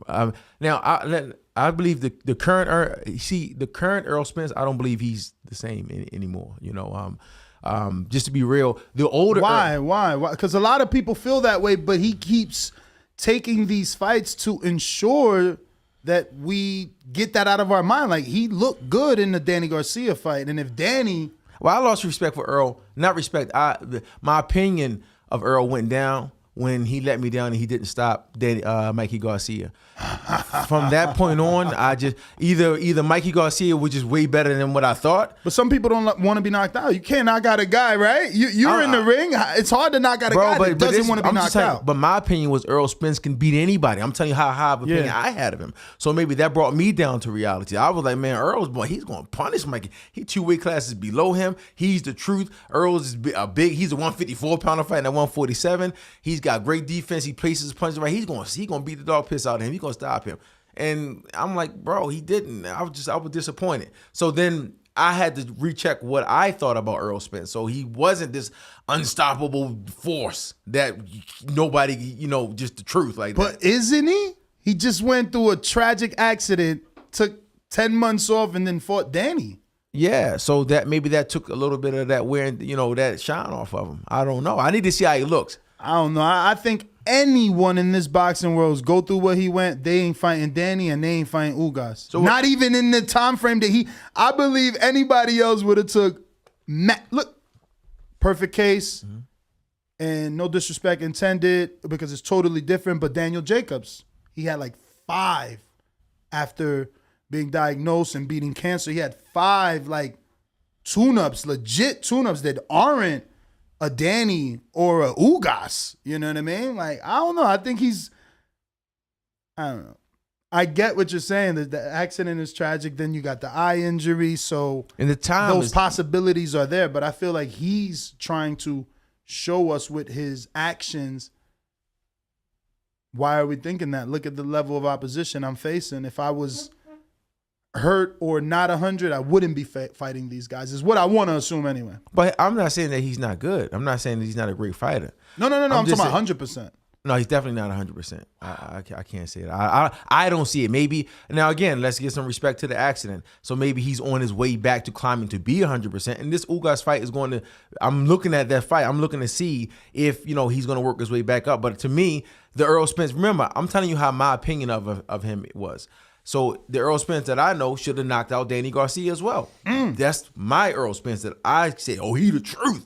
He's going to beat everybody.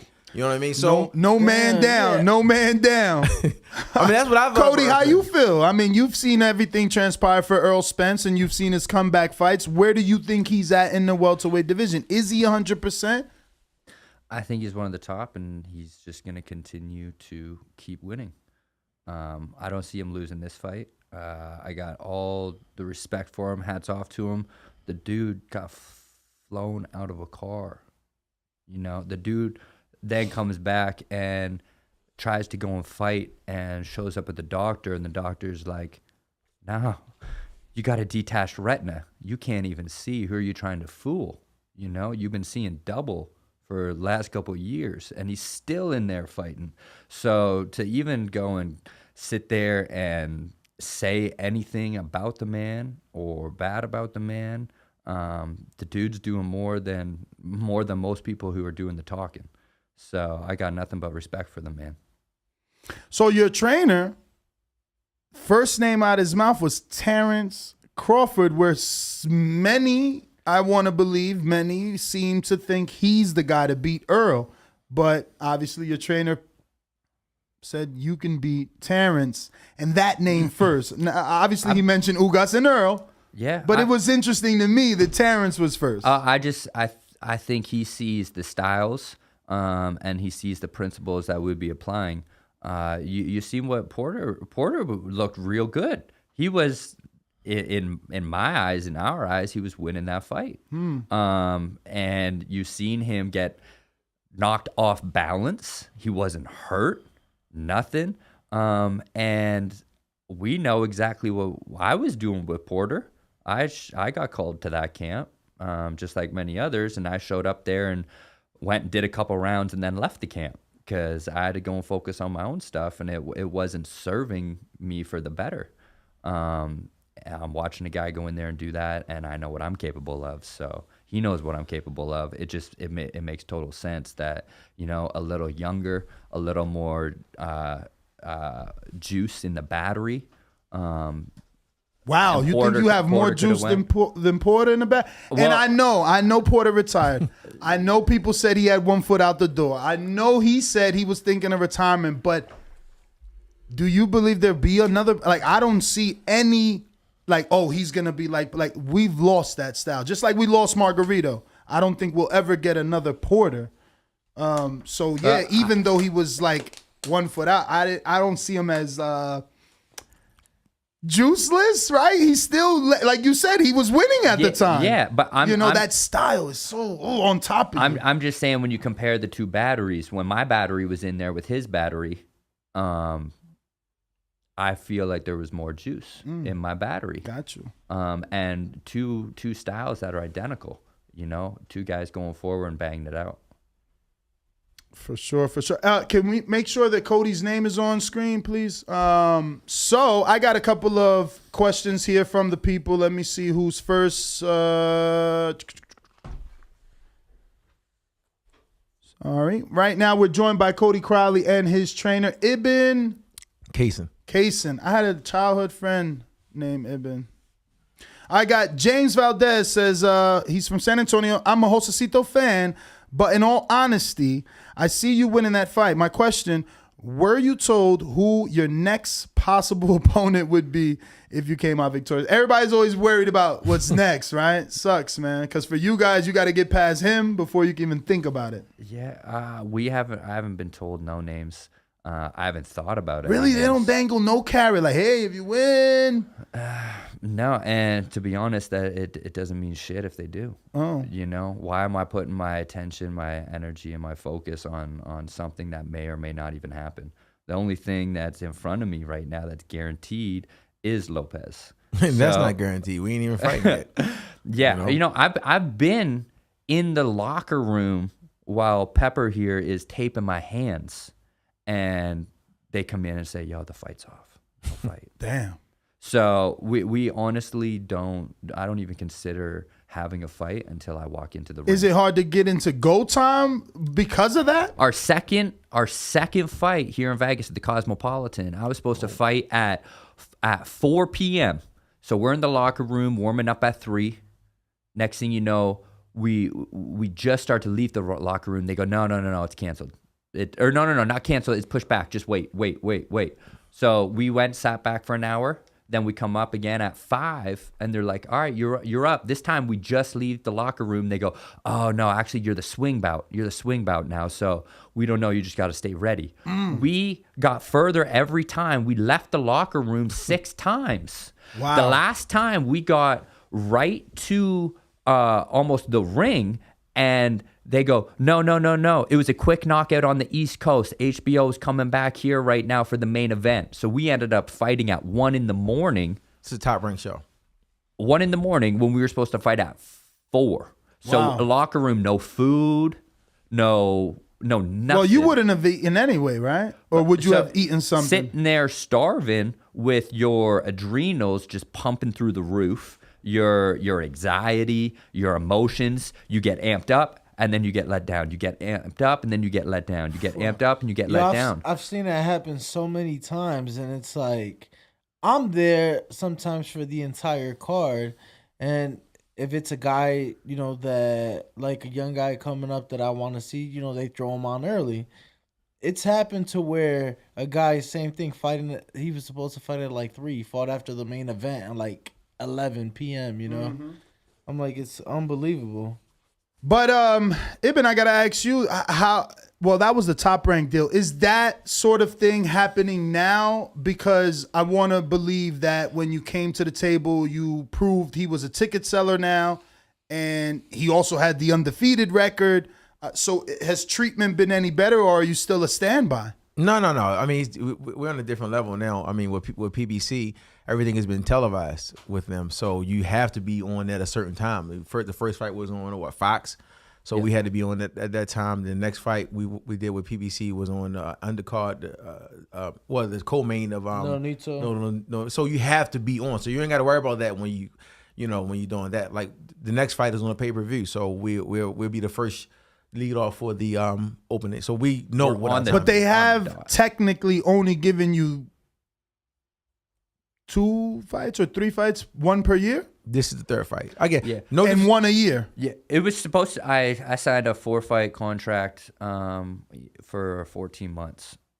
Wasn't it 14 months? It was supposed to be something. You were supposed to get 4 fights in 14 months. I mean, let's not even go there with all that. But that's the thing. I love it, but Ibn, you're so business. He's like, look, we don't need to put that out there. Ruin relationships. I hear you, champ. They had, it's been a situation. Come on, the last 3 years, it's hard for everybody. No one expected COVID, so right. I get you. So they've done their best. PBC has done their best, and we're happy with them. And we understand because we are promoters ourselves, so we understand how hard it is to put fights on. How many times some of the stories we've had fights is crazy. Now, did you do a co-promotion or did you guys just?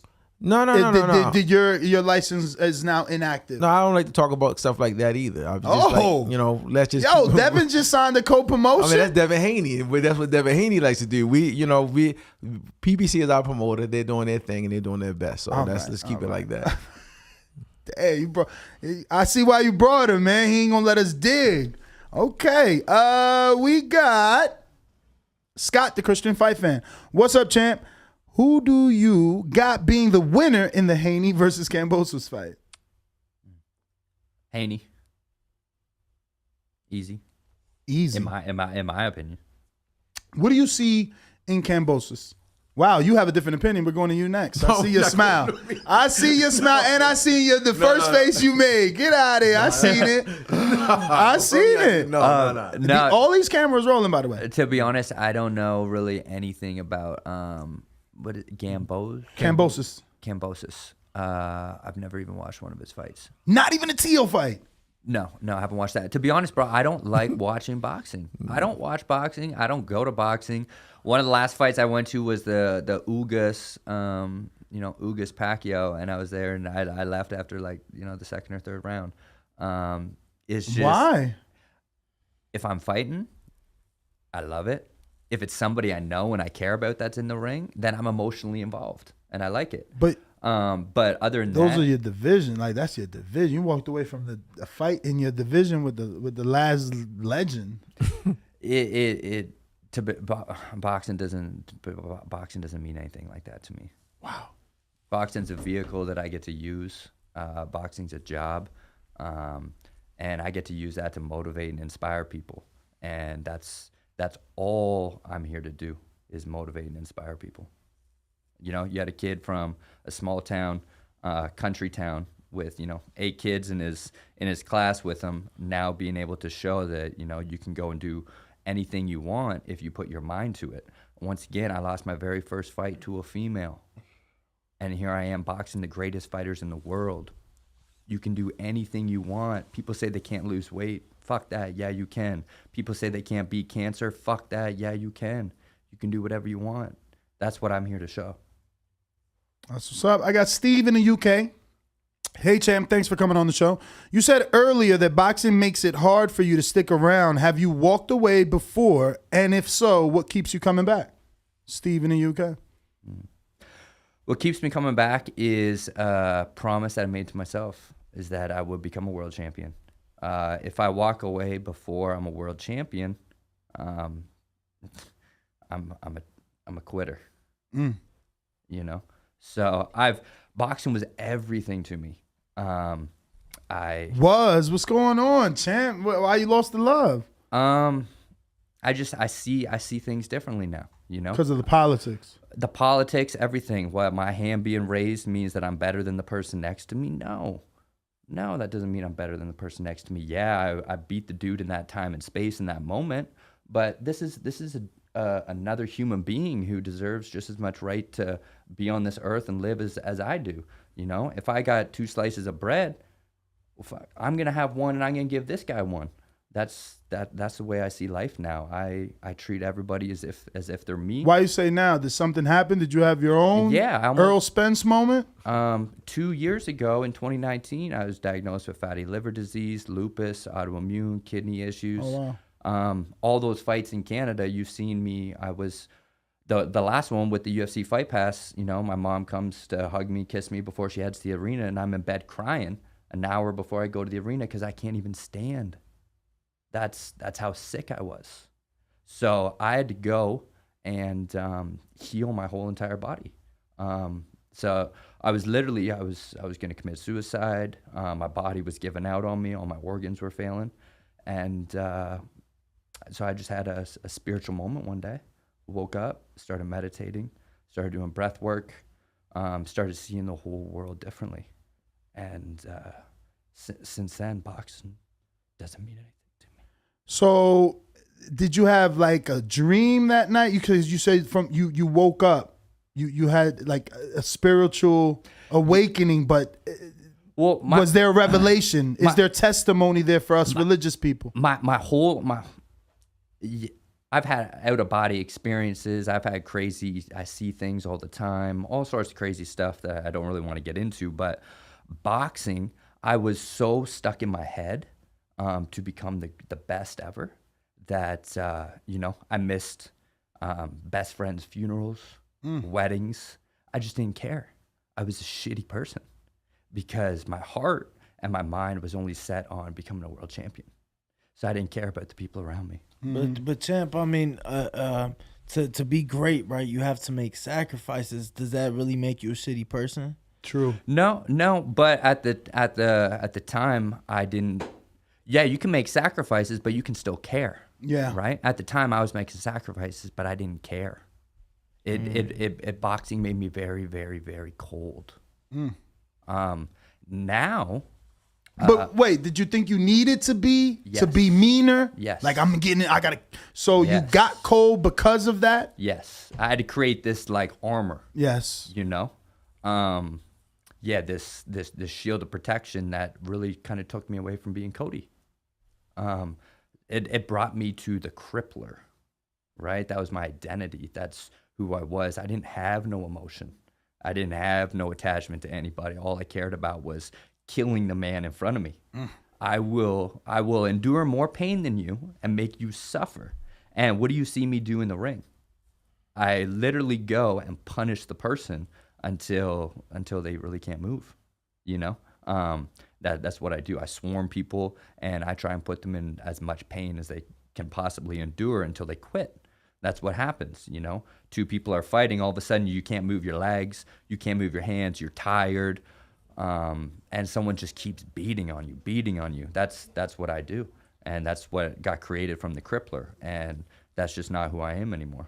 So, as we sit here today, where would you say you're at right now? Do you feel like now that you've gone through this, do you feel like right now you're probably in the best place that compared to before? Yeah, mentally, yeah, because I don't care. I was so attached to winning. I thought that people would only like me and accept me if I won. Right. You know. Now you see my last 2 fights. My last fight, I went in there, beat the #1 contender, and I didn't care.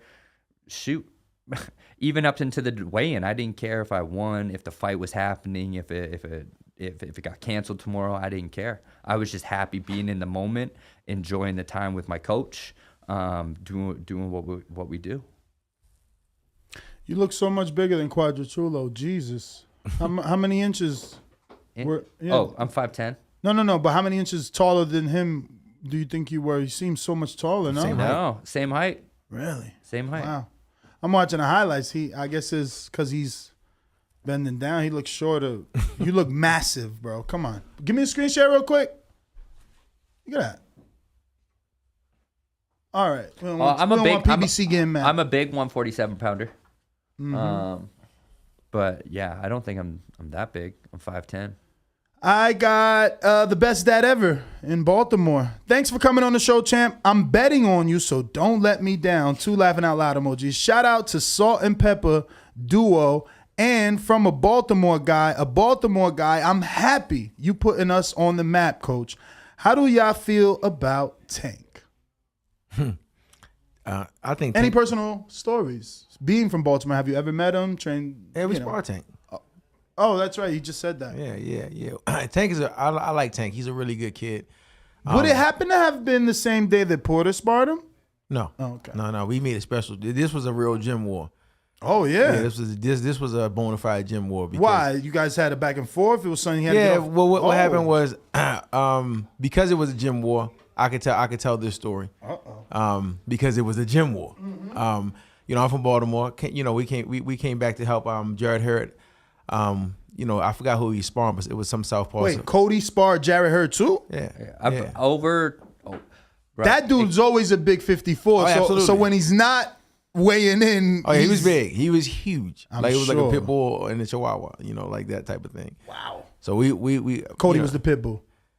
I'm a respectfully decline. It was good. It was good. It was great work. How about that? No, I just flipped it because you being the smaller man, they automatically gonna think that Jarrett was the pit bull. Yeah. It was a lot of respect there. Jared is our people's. But anyway, while we were there, of course, I'm going back to Baltimore. We go down to talk to Tank and all that. And he was actually he told you he was sick. He had some kind of problems that we didn't know what was going on, but he was sick, and we had went and sparred Iceman, Malik Hawkins. Yeah. And, man, he retired. Yeah, he retired. But while we were there sparring, Tank was on the outside the ring. That's his little brother kind of like thing, right? So he ain't like you picking on Malik. So that went how it went, right? So we talking trash because that's what I do. I'm from Baltimore. I talk trash. Especially you got a white guy in the all black gym in the hood and all that kind of stuff. So I'm really talking trash for Cody because Cody don't talk. Yeah. And they trying to get under his skin, so I got to defend them. I'm like, yeah, what's going on?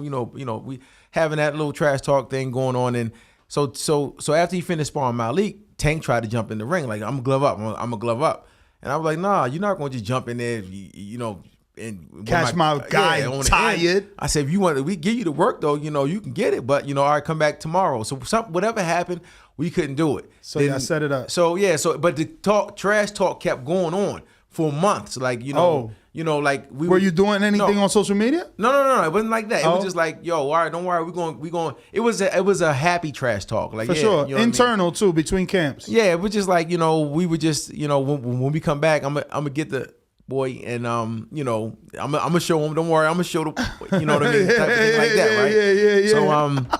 So I'm like, okay, yeah, we gonna see. We give it to you too. You can get it. Blah blah blah. So then a couple months went by. We finally came back. You know what I mean? And he was sick, right? Who? Cody? Cody was sick, right? Okay. We didn't know what was going on with him, but we had already talked trash so much. So it was like, all right, we're gonna spar. We coming down there. We can't not show up. And I'm like, yo, Cody, you sure you? He's like, nah, bro. We said we here. We got to spar now. I'm like, all right, bro. But it's Tank. You know what I mean? So I'm watching this. If something's happening, I'm pulling you out. So it's gonna be a stoppage if I feel like you get. I don't care. I'm not gonna let you sit there and get beat up. You know what I mean? It was because he didn't feel good. And when was this though? A couple years ago now, because COVID happened. That was 2 years gone. So maybe a year before COVID. A year before. Would that be after or before Ivan Redcat sparring? In the blue. Oh, that was after. After. Okay. I don't know all that. Ivan was after. Yeah. Okay. Continue, coach. So anyway, we came down there. We so what I did was I said, look, bro, how many rounds are we going? Because I want to know. Because I already know in my brain. I already know this quicker, smaller guy. Even though Tank wasn't that small, he was just because he was big. This wasn't he wasn't fighting, so he's big. But I knew he was going to dig up in Cody for a couple rounds because I already knew what we had to do. So I said, how many rounds we going? How many rounds y'all want to go? I said, well, I mean, whatever y'all want to do. Well, whatever y'all want to do. You know, it was that kind of banter. Yeah. So then I'm like, all right, well, let's go 10. And he was like, all right, 10. I said, you sure we going 10? Because, you know, I'm developing my plan because it's a gym war. Yeah. You know what I mean? It's not, and he's notorious for getting out. Yeah, so, yeah, exactly, right? So it was like, all right, bam, you know, we're going 10. Once we Did got y'all that, get the 10? Of course we didn't get the 10. You know what I mean? I told you. So, but I'm going to tell you what he did. He was beating the dog piss out of Cody. I mean, it was like every round Cody was coming back. I was like, you good? He was like, nah, coach, I'm good. I mean, Cody's all bloodied up because Tank, bro, he's phenomenal, bro. He's the guy's phenomenal. I think he's the best. I think he's got the most gifted fighter out there. You know, I had to give that to him. Have you seen Shakur? Yeah, I've seen Shakur, of course. But Tank is on. To me, Tank is better than all. As far as natural gifts, bro, the boy's ring IQ is stupid, yo, bro. I'm telling you, it's good. More than Devin. Tank, for me, yeah, for sure. I give Tank. Now that don't mean that Devin couldn't beat him in a fight or not. I'm just saying his natural abilities, what he can do, his ring IQ, I like him more because I think he could do more things. You know, Devin got some things that I would like to see him learn. Devin's he would be probably between. I would put Devin and Shakur as far as natural ability though, because they both of them got natural abilities. They on that same level. But Tank, I believe, is above as far as natural abilities. Mm-hmm. But again, if they fought each other, you know, it'd be a different story. You know, Devin works hard, bro. He works hard, and that's part of winning too. You know, your work, your surroundings, all that kind of stuff factors into when you go. Who's going to win the fight between the two? But natural ability wise, Tank is number one in my book. He ain't finished that sparring story. Okay. I'm just saying. Well, so he beat the piss out of Cody. You know, Cody was coming. When I say he beat the piss out of Cody, I mean he was landing the better shots. Cody was coming forward, getting touched. He gave y'all 6 rounds. He gave us 6 rounds, and then he rolled out of the ring and said, 6 is his lucky number. Yeah, I'm starting to see. So about round 5 is when the tide started changing. You know, the whole time it was punch.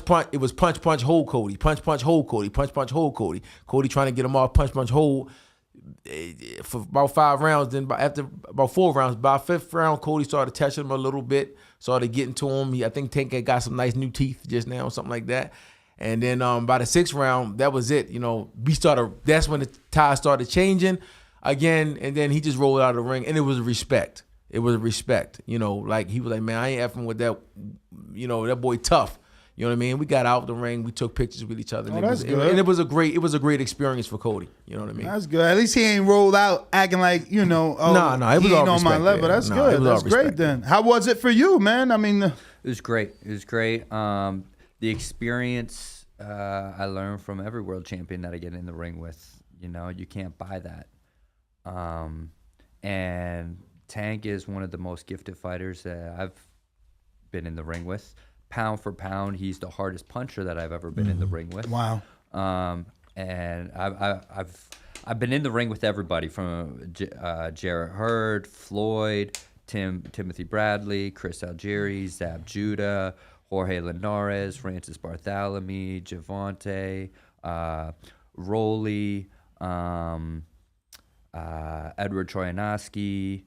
Damn, got it in with Edward. The list goes on and on. Yeah, that was, you know, that was a crazy experience. Before or after the knockout? Before the knockout. What? Before the knockout. World champion. Yeah, world champion. We did we were like 30-something hours of travel over to Russia, no sleep for a day and a half to land, to then drive 4 hours, get to the Olympic Training Center, and they say, yo, you're boxing in 20 minutes. Wow. And then put on my gear and go box 12 rounds.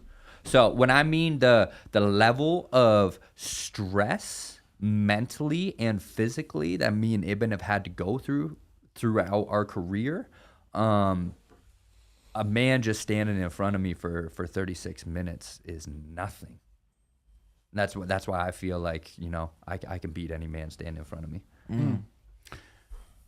Don't want to interrupt you. Ruin 504 says, do you think a win over Josecito Lopez moves you up in the rankings? Shoot, I would hope so, but I just beat the #1 IBF contender That was and went backwards in the was rankings, shameful, man. and had other people who fought my sparring partner move up in the rankings. Clayton, I'm trying to get Clayton in here, man. Damn, it doesn't make sense. And actually, have you guys bumped into each other out here? He's out here. Which one is he in? New boxing? Great boxing? Split T. Split T. I got nothing for respect. I respect every single fighter. No, he's a welterweight. You could probably spar him. That was a fight that we've tried to make. Oh, really? I've tried to make a fight with every single person, bro. And this was while you were your own promoter in Canada? You wanted to do it in Canada, or was that a fight offered to you here in America? That was a fight that was offered here in America. Oh, TV, PBC then. Yeah, but I think from Clayton's perspective, it's still got to make sense financially. You know what I mean? He wants to why take a tough fight for no money? Nobody knows Cody at this point. You know, they're starting to know Cody. How do you know what Clayton was being offered? I mean, I would assume that he wasn't making any money to fight Cody. Why would he be offered good money to fight Cody? Nobody knows. Nobody really knows who I am outside the boxing. So I'm just giving them. I'm just telling you. You know, I'm just saying absolutely. that I don't think that it was beneficial. They're both Canadians. They both like that title. I just assume the Ennis fight, since it had been offered to him, we've interviewed him, and according to him, he'd been offered that Ennis fight multiple times. So I think maybe it's the more risk, but you know, there's a reward there, like you said. You know, until Cody makes his name. I mean, Cody hasn't done. What has Cody done? Like, well, for me, the quadratula. I mean, before that, who was Cody Crowley? Yeah. Like, y'all don't know Cody Crowley. What has he done? I can't even blame anybody for saying Cody can't fight or whatever, because he's. I just know because I know him in the gym. But you know, that's you're right, because outside of the quadratula fight, I know no one. Right. So, but that's fine. You know, we like that, you know, so that's why they'll fight us. Jose Cesar Lopez. Isn't that the unknown, though? Doesn't that make you more dangerous because they don't know what you are? I think so. If you're smart. Yeah, I think so, too. I would be, you know, it's like, wait, we don't, you know. But I think more people say they look at the record. They look at where his fight's been at, most, you know, the later fights in Canada. And a little bit in Mexico, so they're going. Man, they're going to automatically assume that, you know, he can't fight. Oh, man, he gets is a padded record. But they don't know we were getting our experiences from people like Devin Haney, you know, getting in that dog. Like you say, how's he going to have the experience of fighting in Dallas? Bro, fighting in front of your hometown with a packed out arena and you had to be the promoter is way more deeper than fighting in front of Dallas. I've been on all stages. So to me, when I've won world champions with fighters and been there, and I've had more energy expressed to me at his little small town hometown arena in Peterborough than on the biggest stages of the world. Mm-hmm. So I'm not. That's why I was like, bro, this is for us mentally. He's ready for this. This is nothing for him. But then you're not being pulled in a bunch of different ways because it's a pay-per-view and it's a big card? How does that compare to running your own fight, your own show, and have the headline? If in this pay-per-view show, right, if Ugas and Earl don't fight, you still got a pay-per-view show. They still would just move Stanionis and them up or something like that. I don't know about that. Well, I mean, let's say one of them don't fight. Let's say Ugas doesn't fight. One. Then they won't. Hopefully they'll move us up and we'll fight. You know, let's let that be known. If one of y'all don't make it, we will fight the other person, Ugas or Earl. It doesn't matter. Okay, but if you know, on your own show, if Cody doesn't fight in Peterborough, you have no show. Mm-hmm. They don't want to see nobody else. They don't even know boxing. They're not coming to see boxing. They're coming to support the hometown hero. So those stresses that were on him, then it's how much money do I owe? It's so many. Man, now we got to just go do a couple interviews and sit back in our room and relax. We ain't got to work. We going to get paid no matter what. You know, please, bro, that pales in comparison to doing your own show. Those stresses are nothing. So you relax. Yes. Cool as a cucumber, huh? Cool as a fan. Brandon Lenz says, Cody, thanks for coming on the show and being on time. Has there been any further explanation given by the IBF as to why you ended up ranked number 14 after beating the number 1 ranked contender? And I'll just add, that's something that like we've talked about before it happened to you. T.O. beat Loma and ended up being number 4 on the pound for pound. And I know pound for pound is totally different than the rankings, but I feel like if you beat the number 1, why aren't you number 1? It's boxing. Politics. Look at, I was supposed to fight for my first WBA interim world title in August of 2021. I ended up popping a positive PCR test a week out. A replacement came in to fight the guy I was fighting. PCR. Oh, what's that?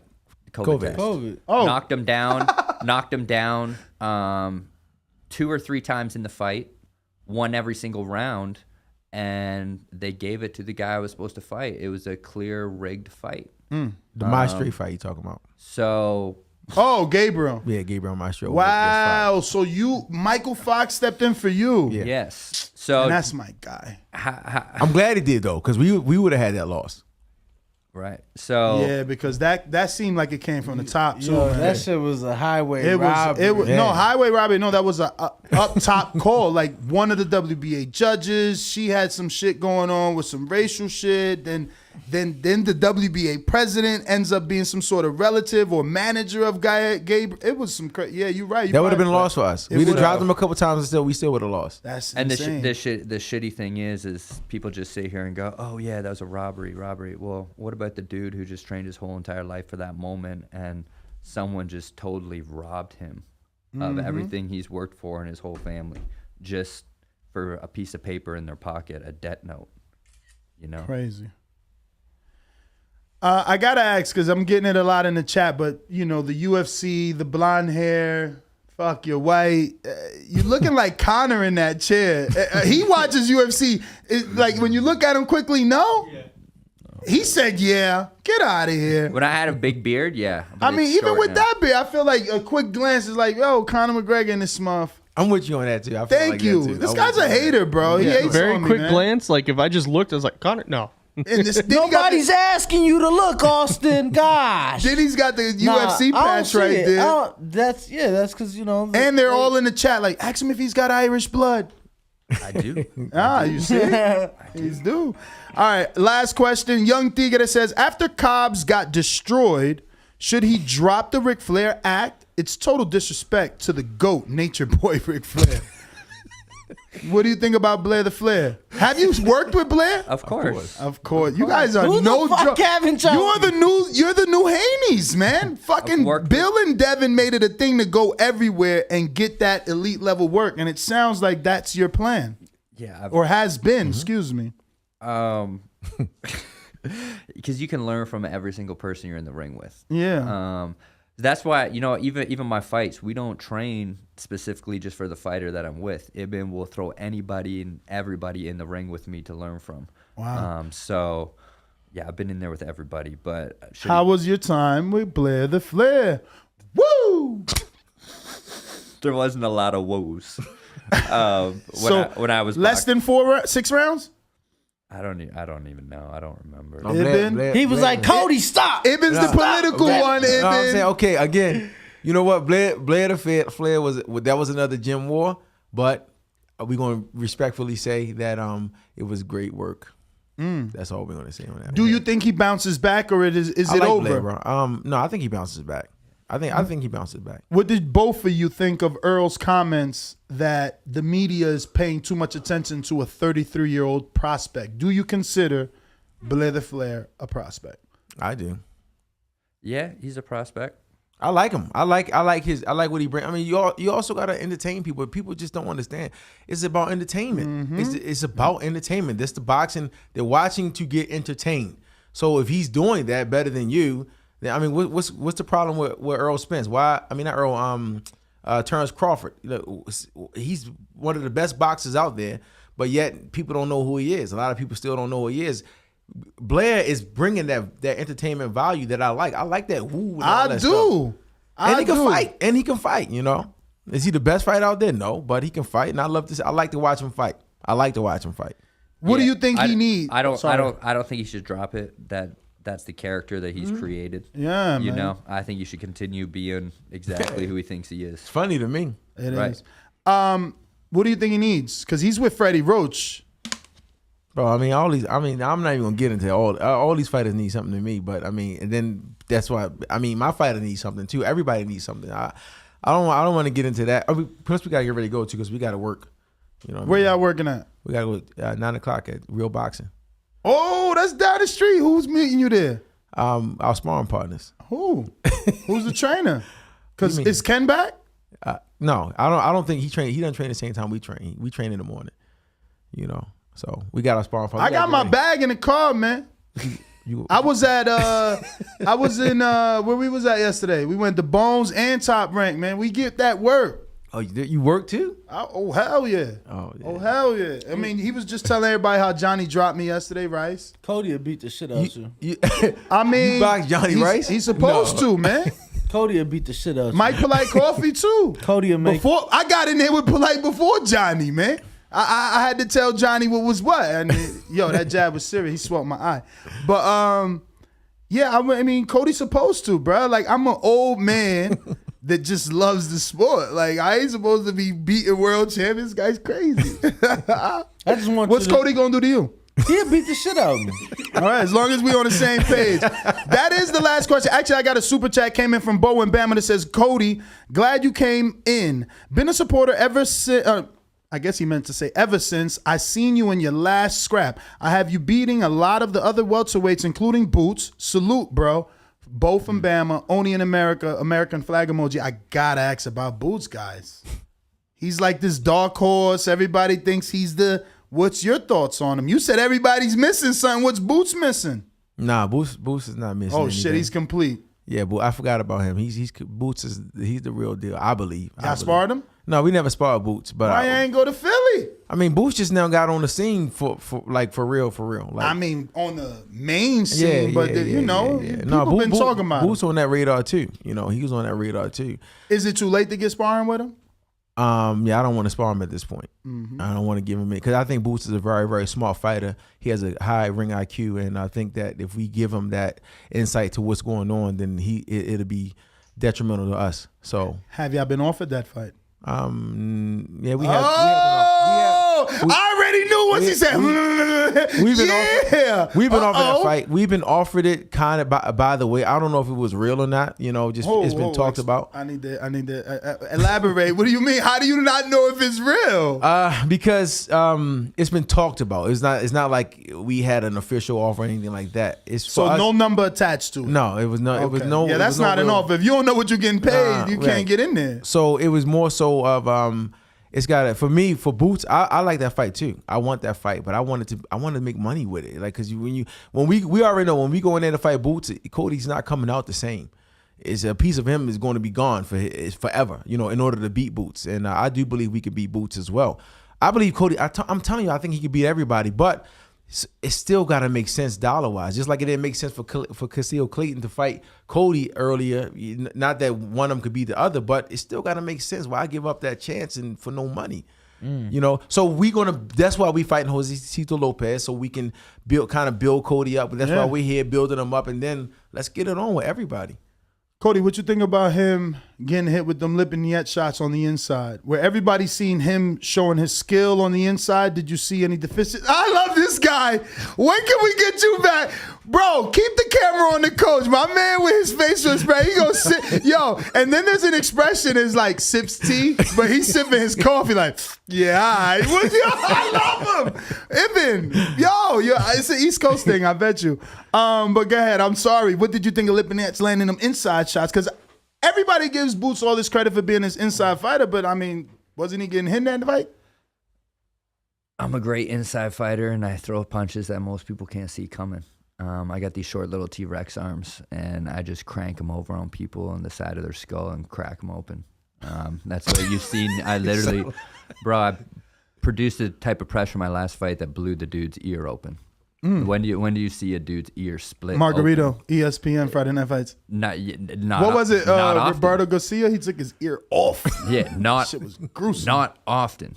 Definitely not. So I go for those ears, bro. I'm on the inside, and I just throw weird punches. The guys don't see coming, and a lot of slick fighters. That's the reason why they grab me, because as soon as I get inside, the oven just gets too hot and they get cooked. I know you got to go. Last one. We're getting up as you answer. Who's the tougher welterweight fight for Ibn? For Cody? You mean? Shit. For Cody. Let's put the trainer in there. He's doing all the talking. For Cody, is it Earl, Terrence, or Boots? Boots. Wow. All right, we're going to intermission. We're going to take a picture with these fine folks, and we'll be back with some more after this. Cody, before put those back on. Let me let you hear this intro my producer worked out for you, and then he was like, yo, I missed your message. He's like, you got to get him on his ring walk, and I didn't. I'm sorry. So let's find it. Lord, help me. Uh-oh, I'm re-downloading so that we don't waste your time. Cody. Oh, okay. All right, I'm dropping the ball. This fucking Yo, I thought I downloaded it already. But, oh, hey, Cody Carl. Here we go. Here we go.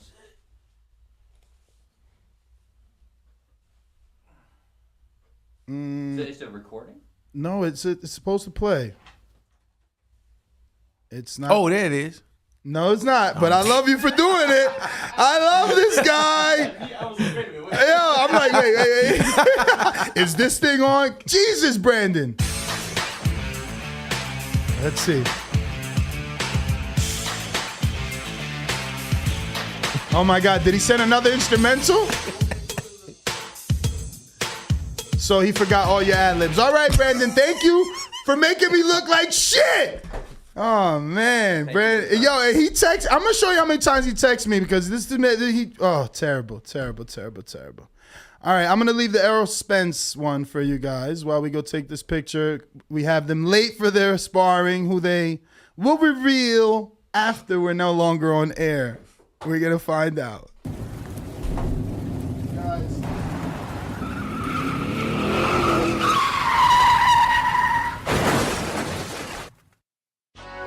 We have new video from a crash that sent welterweight boxing champion Errol Spence Jr. to the intensive care unit. The crash ejected the boxer, but miraculously, he is expected to be okay. TheBoxingVoice.com. It's been a miracle, and I'm a blessing from God that, I haven't had anything serious that would have had me out for a year or two, or just would have been, ending my career.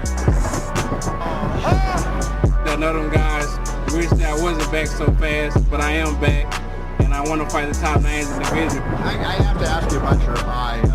We were all worried about you when you had to pull out of the Manny Pacquiao fight. I want to fight, so you could have got that. Yeah, one eye. I got another eye.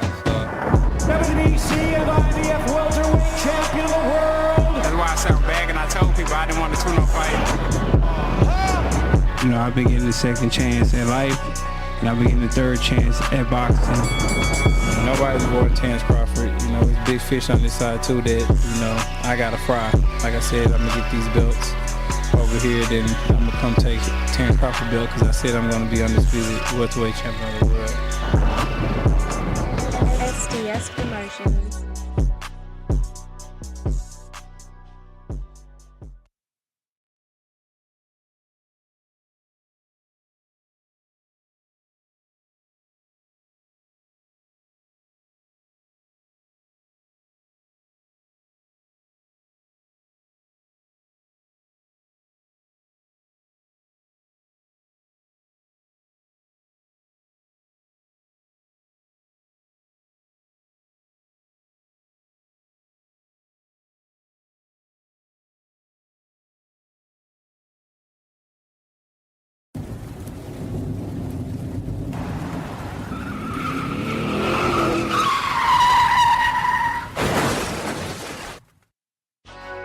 We have new video from a crash that sent welterweight boxing champion Errol Spence Jr. to the intensive care unit. The crash ejected the boxer, but miraculously, he is expected to be okay. TheBoxingVoice.com. It's been a miracle, and I'm a blessing from God that, I haven't had anything serious that would have had me out for a year or two, or just would have been, ending my career. That none of them guys wish that I wasn't back so fast, but I am back, and I want to fight the top names in the division. I have to ask you about your eye. We were all worried about you when you had to pull out of the Manny Pacquiao fight. I want to fight, so you could have got that. Yeah, one eye. I got another eye. WBC and IBF welterweight champion of the world. That's why I sound back, and I told people I didn't want to tune-up fight. I've been getting a second chance at life, and I've been getting a third chance at boxing. Nobody's more Terrence Crawford. He's big fish on this side too that, you know, I gotta fry. Like I said, I'm gonna get these belts over here, then I'm gonna come take Terrence Crawford belt because I said I'm gonna be undisputed welterweight champion of the world. All right, ladies and gentlemen, we are back. Want to shout out Cody Crowley and his trainer Ibn for stopping by the studio and definitely lighting the booth on fire. But don't worry, we got some extra mics as we have none other than Church in the building. What's going on, baby? Thank you for joining us live and in the flesh. We appreciate it. Obviously, you have been a part of the Devin Haney team and the DHP for a long time, but man, I think you've become your own legend, man. Everybody loves the rhymes. You picked up where Mayweather Sr. left off is what I want to say. But talk to us. How are you this fine morning? Very well. Happy to be here. Oh, thank you. Looking forward to annihilating Gambosa. Of course, flight plan is in the making. 19 hours. It'll be well worth it. So we'll see what happens. You can hide behind the country, hoping that the judges show favor. Of course, the elevator's going to go up. You know what I mean? And Lord Devin Haney definitely a step up. That part. So how long have you been with Devin Haney? When did you connect? I've been had Devin not since he's been boxing. Prior to that, you know, little infusement as well. Devin been boxing since he's been 9. I've never saw him lose a round. And I'm saying that from my heart. You know, I give so much credence to your work, and Danny as well. So, you know, I'm here to tell the truth and shame the devil. There's none unlike Lord Haney. He moved real swift. I've been in boxing 30 years. You talk about the Hassan Rahmans, the likes of the Zab Judas, the greatnesses of the Olean Alexanders coming in, you know. I've seen many fighters.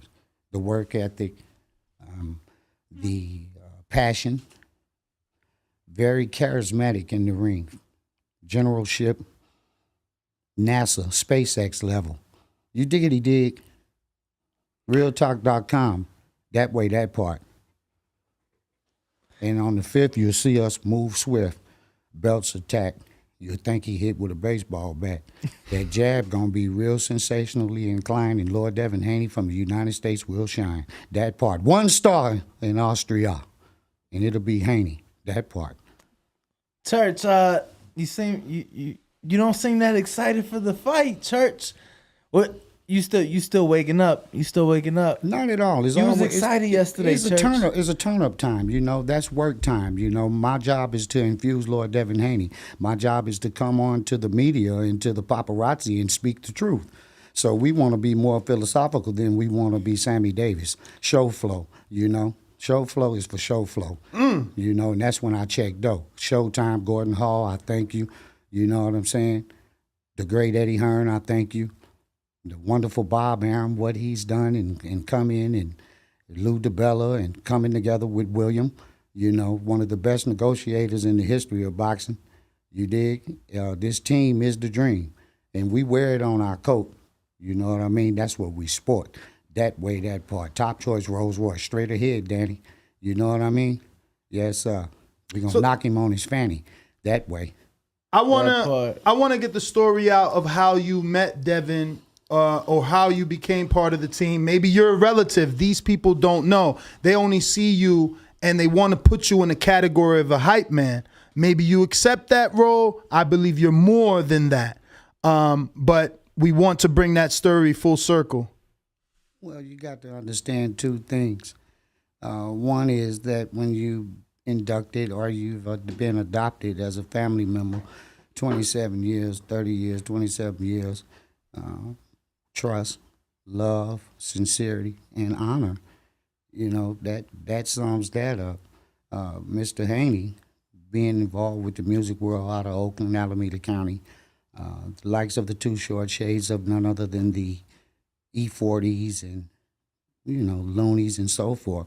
You know, it's just we come together with that. My cousin Jay, he's also a musician. He done a lot of things with Tony and Vogue and Pebbles, Perry McKenzack, and so forth. And of course, you know, I played a little taste myself, some percussions and stuff. So That's enough about that. Cambosa is on the menu. June 5th. June 5th. You'll see Lord Devin Haney, the belt taker, the money maker. You dig what I mean, the jaw breaker, and he'll be infusing that shotgun like Sugar Ray Robinson. Mason Bernard said it best. He saw extraterrestrial. He came back to his corner and told him, he said, he's too fast. He saw out-of-body movement. You dig? And that's what Lord Haney possessed. You see some clean boxing. You dig? Exciting. Keep you on your, you have to fall in the category of the person that worships the table, the sun. If you say Devin Haney is boring, or in the layman's term, HATE, be all you can be. Hate Street, you hear me? You know? I'm tracking. So, and it's not because I've been with Devin since he's 9, 6 years old, what have you. It's the reality. If he wasn't what he was, I sure in the hell wouldn't be sitting here flabbergasting, smoke blowing, brown nosing a 23-year-old. Told me when he was 12, you won't have to work. You won't have to this. You won't have to that. Man, we had a belt that you couldn't see. I say, your time, you shine. He was with, I had Hassim Rockman at the time, heavyweight champ of the world. And Devin at the time, and I had Zab Judah. I was both their handlers. Jimmy, shout out to him, that was Zab's trainer. Bell Torrance was with Hassim. And there's Devin Haney, youngster on the bag, 9 years old. Repetitively, the consistent level. Derek Harmon come in, Bill, he's natural. What? Oh, wow. Okay. It's still just like a kid in the gym. Nobody's paying attention. The father believed that what the kid's mind produced, that the body would achieve. Now he pecking and poking. It ain't no hope. You dig what I mean? It's going to look like Gambosa slipped on soap. Down goes Gambosa. You dig? Have no fun. You know what I mean? We leave and he do the things that we want to have done. That part that way. Collaboration at his belt. Shout out to the great William Haney. Greatest negotiators, one of the coldest. Why do you call him the greatest negotiator? What do you think he's been able to achieve that others haven't been able to do? Well, you got to understand me. It's a Drake thing. Started from the bottom, now we're here. Mm-hmm. William is very philosophical. He's very strategical. The way he moves the chess pieces in the boxing game is something that hasn't been seen. Danny Garcia and his daddy tried it. Porter Daddy the Towel Man, he tried it. Oh, shit. Church. Was that out of order? Nah, nothing's out of order on TBV. This is the voice of the people. There is no equal. Time out. Did we not see a towel? We sure enough did. Okay. Well, I'm just speaking about things that not so much as not shouldn't be. Mm-hmm. But you asked about why I say William's great. So I'm telling you why I put him in that category and shelve him as great. The skills of negotiation, Mexico, skills of negotiation, back in the games from Puerto Rico. I mean, you got to understand it takes a lot to negotiate with Showbox, takes a lot to negotiate with a Dazn and Matchroom and Eddie. You're talking about a triplex movement. That's why I call it the SpaceX game with Lord Devin Haney. High heights, oxygen required around here. And going across them seas, we going to check the cheese and take the belts and make Gambosa fall to his knees. You going to bow down. You live in glory right now over there telling that bullshit story. You know you don't have the skills to pay the bills over there. You got the belts on the shelf, acting like you got major wealth. You ain't fought nobody. Whatever you got that last fight, that's what you got in your pocket. So stop it. Talking about them chains on the cane. What's wrong with you, man? Yeah, he did one. He said Devin gonna have to sell the chains to get this fight. And yesterday they said no chains were sold, and he took a picture, obviously, for Top Rank with some magnificent ropes. You saw the 300,000 on his neck. You saw the 200 on his wrist. You can count. Mm-hmm. He got the 22,000 square feet. He next door to none other than the Golden Knights goalie. Man, he pulled up in the Maybach. That ain't nothing. Champ drive Rolls Royce truck, and over there in Austria, there had no luck. That part that way. Sir, it's Australia. Austria is its own country that's nowhere near. You got to get the Leah. You know, Devin you got Haney, the Austria, you know. Devin Haney's the biggest thing they ever seen. They ain't you ain't never heard that the president of the United States is having dinner in Austria. That's something that they claim the fame right now is Devin Haney and Melbourne. It is Melbourne, Australia. You know, that's like kind of saying like Mesquite or something. You know, to the continentally speaking, internationally speaking. Right. You know, but you're gonna see it from A to Z. Place your bet, and your pockets will be set. If you put it on Gambosa, you'll be in debt. That way, that part. How do you, are these things, do you practice them? Or is it all freestyle? Because I know Jay-Z never wrote down. He goes in the booth like you're on the mic and it's all freestyle. Is it freestyle for you? Well, on the boxing voice, of course, it's not pre-rehearsed just because I don't curse. And after your microphone and your staff, you thirst. You dig? Let me take a swig. That part, I like that.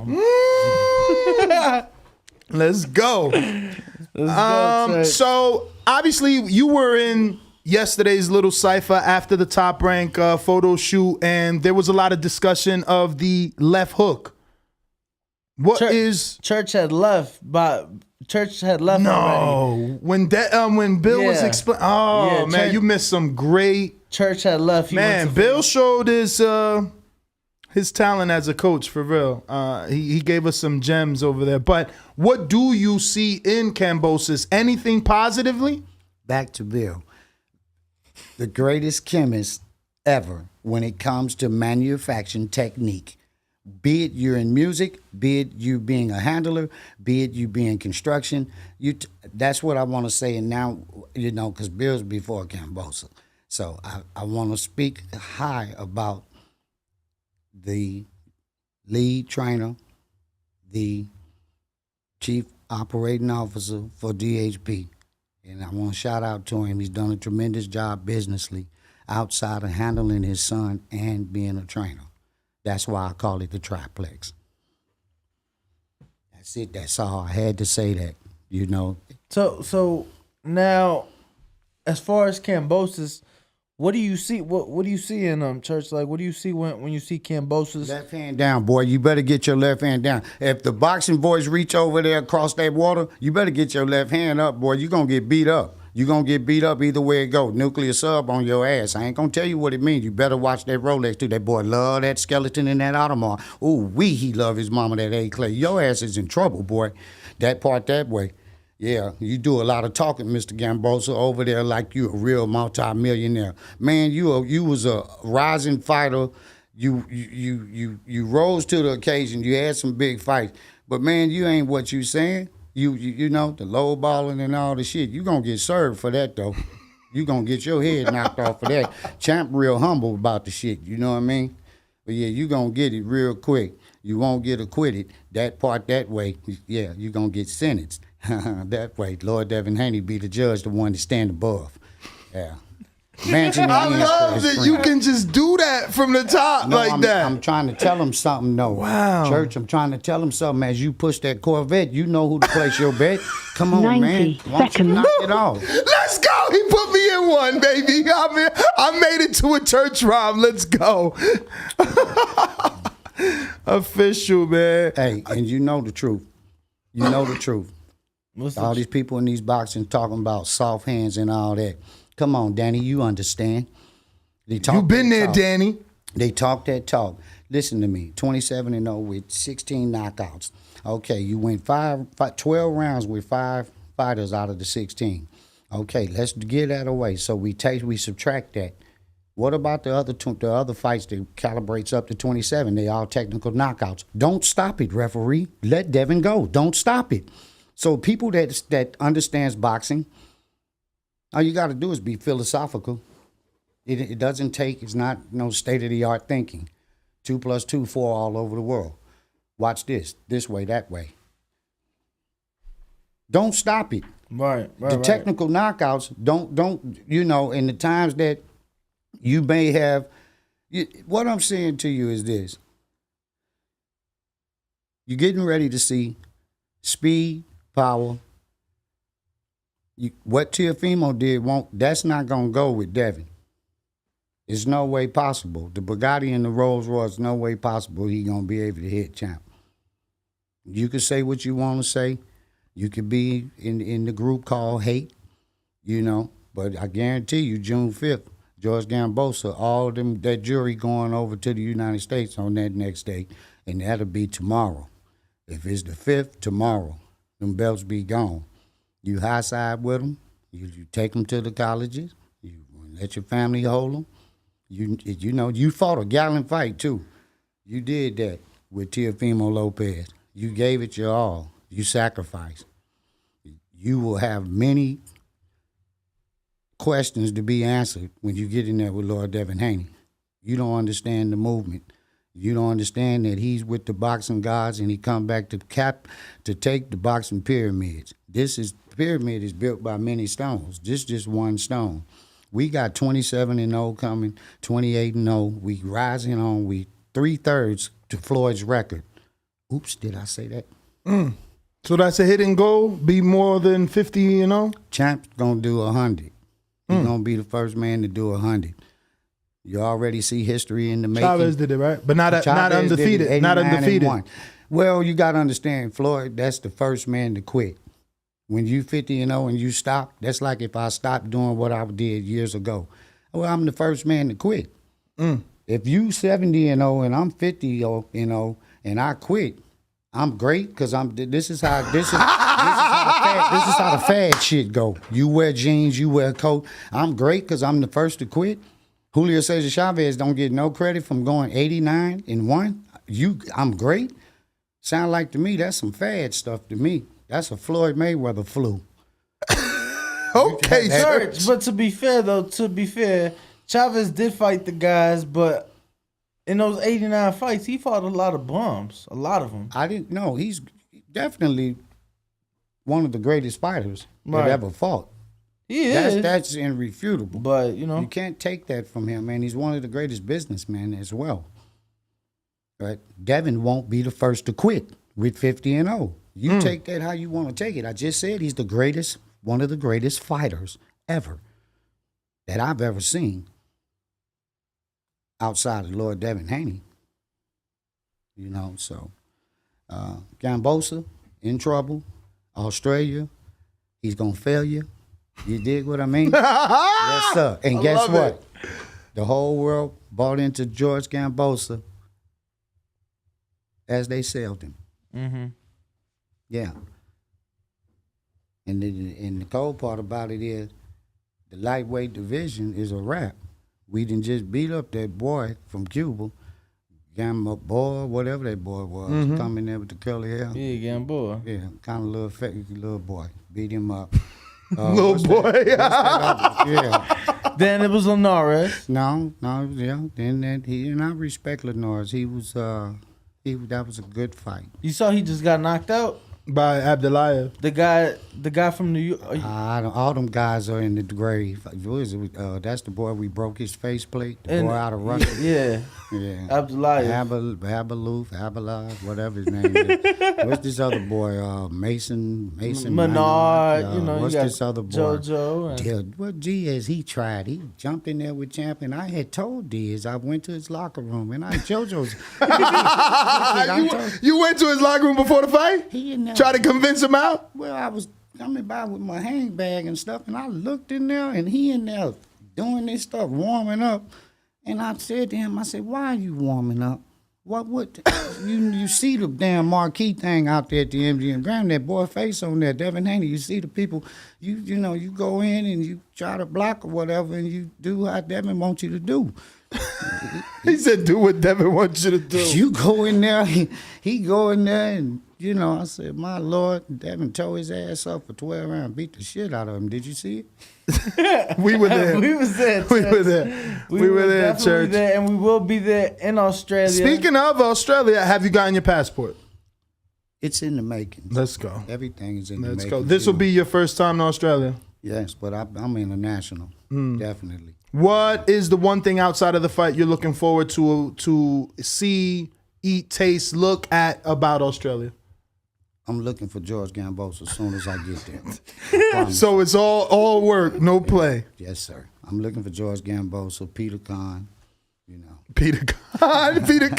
Yo, Peter Kahn left me on read. That's probably why he like, nah, Church coming up there. Church, gotta ask you though, you know it's gonna be different this time because typically Dev has the majority of the fans at his fights. The next two fights are gonna be the other way around. Have you been preparing for that? Because they gotta hear you. You're gonna have to be louder. Well, one thing for sure. Would you ever get a megaphone? When we practice in the gym, when we strike that, when we rehearse, professionals rehearse, amateurs practice. So when we rehearse in the gym, the music is very loud, and there's a purpose for that. You know, I manifest exercise over the top of the music. I learned that from Bundini Brown, actually, the great Bundini Brown, the master of motivation, of mental therapy. He know really how to put the gas in the tank. You saw that with Ray Robinson. You saw him with Ali. So this is that to answer the question. Both questions. Your question was about the crowd. Am I prepared for it? Of course. 80,000 people. We working on it. Keep it 100 with you. Being able to over the top of that. Close proximity. To answer your question was the bullhorn to be considered. I think I would like that at least for the weigh-in. Is it an outdoor weigh-in? Do we know yet? No, we do not know yet, but I would like to. You know, it's very beautiful. The stadium down there, Marvel Stadium, right on the water. Listen, you guys know me, right? From Church, Diaz, from Lenore's, yes. in the gym. He'll be attacked way before the weigh-in. You got of to course. mind, I got Lenore's. He got off the plane, thought he was going to go to the Las Vegas sign. No, man, there's no, you in Lord Devin Haney time. And you fighting the king. Wait, so you popped the batter on him at the Las Vegas sign? Yeah, you think you're going to stand there with Eddie Hearn and Devin and Mr. Haney and all them and think you're going to just do that like that? You ain't respecting Champ right. You up close on him and everything. I saw you when I was turning in there. That's what pissed me off. You was too close. You don't stand close to the king. Fastest man alive. Usain Bolt movement, man. Come on, Michael Phelps shit, man. You know, jury movement. Church, let me ask you, would you ever consider motivating another fighter, or is this just a one fighter thing because of the connection and what you've seen in him? Well, after House in Rockmont, I hadn't anticipated being a handler any further. Devin's family, we helped construct the Hit Factory, and I can't say it right now at this stage of my life. I have a few obstacles and hurdles that I have to overcome. I anticipated after Devin. Okay. Devin has a long career, so I don't know. Would you ever motivate any of the DHP fighters, specifically Omari Jones, who looks like he's going to be something? Omari Jones, sensational. Very, very crafty. You see the power, long arms. Big as hell. Potential, zenith, potential, Jupiter. As we say in DHP, we'll fight on Jupiter. Gamboa. We forgot about you, Gamboa. They kind of been steering away from you from this microphone. We on your ass, boy. You hear me?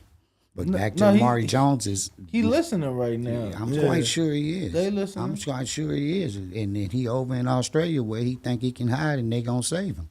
That part, you gonna get hit like the Ukraine and you better not do what they do, complain. Yeah, stand there and you take it. You deal with it. Lord Devin Haney, the USS Haney, payload to Australia. USS Haney, official like a referee whistle and shooting that Triton missile. Payload to George Gamboa. That part that way. Man, I gotta get a battle going. I need you and Floyd Sr., man. Floyd, he says this. I used to listen to him when I was younger. But you have had to have been in the gym when Devin was there. Did y'all ever did he ever compliment you for your rhythm skill, rhyming skill, excuse me? Floyd says Let's quote him. I know you don't want to fight, but you got to fight because your pocket's not right. That is a good line. You dance, you prance, but you don't want to dance because tonight, that's yeah. Floyd was good, but you got Crocodile.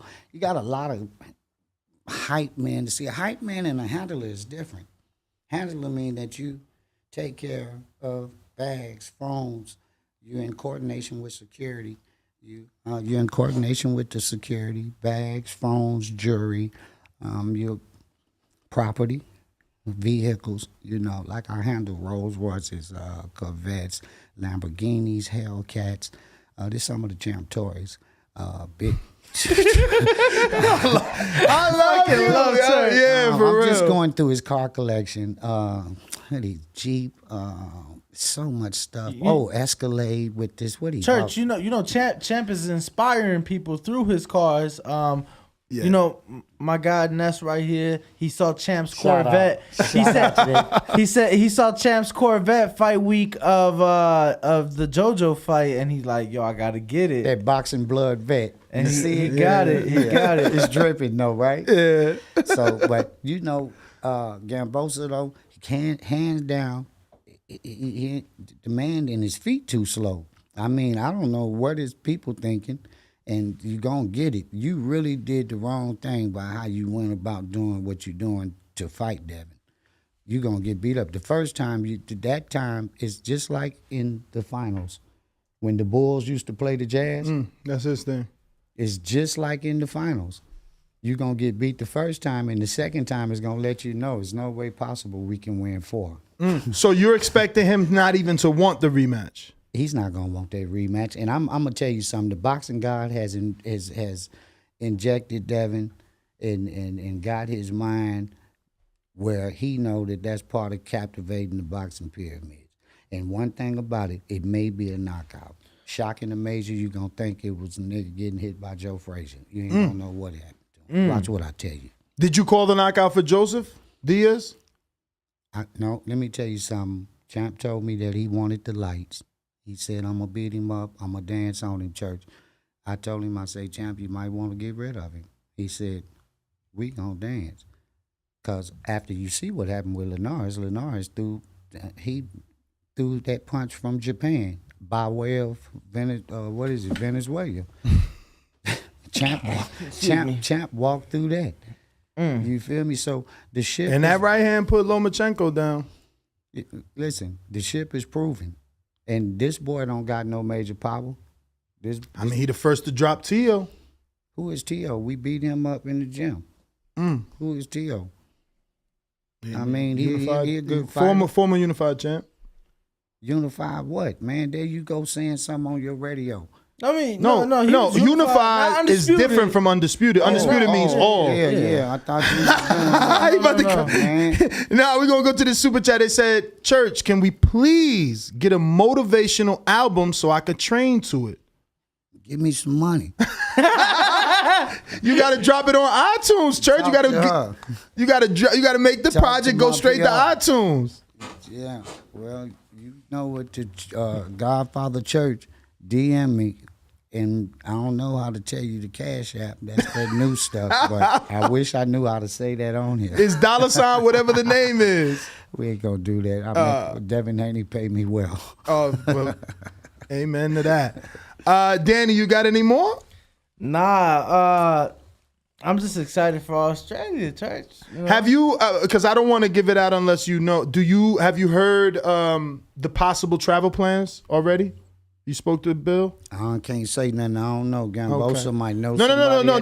Because he told us, but he told us. I just didn't want to let it out if you didn't know. But we'll bring it up. It would be a good. It's going to be a good experience. We'll bring it up off. Yeah, you guys are with us on the whole way. Oh, I don't know if we on the whole way. I mean, like if we're going to be with y'all.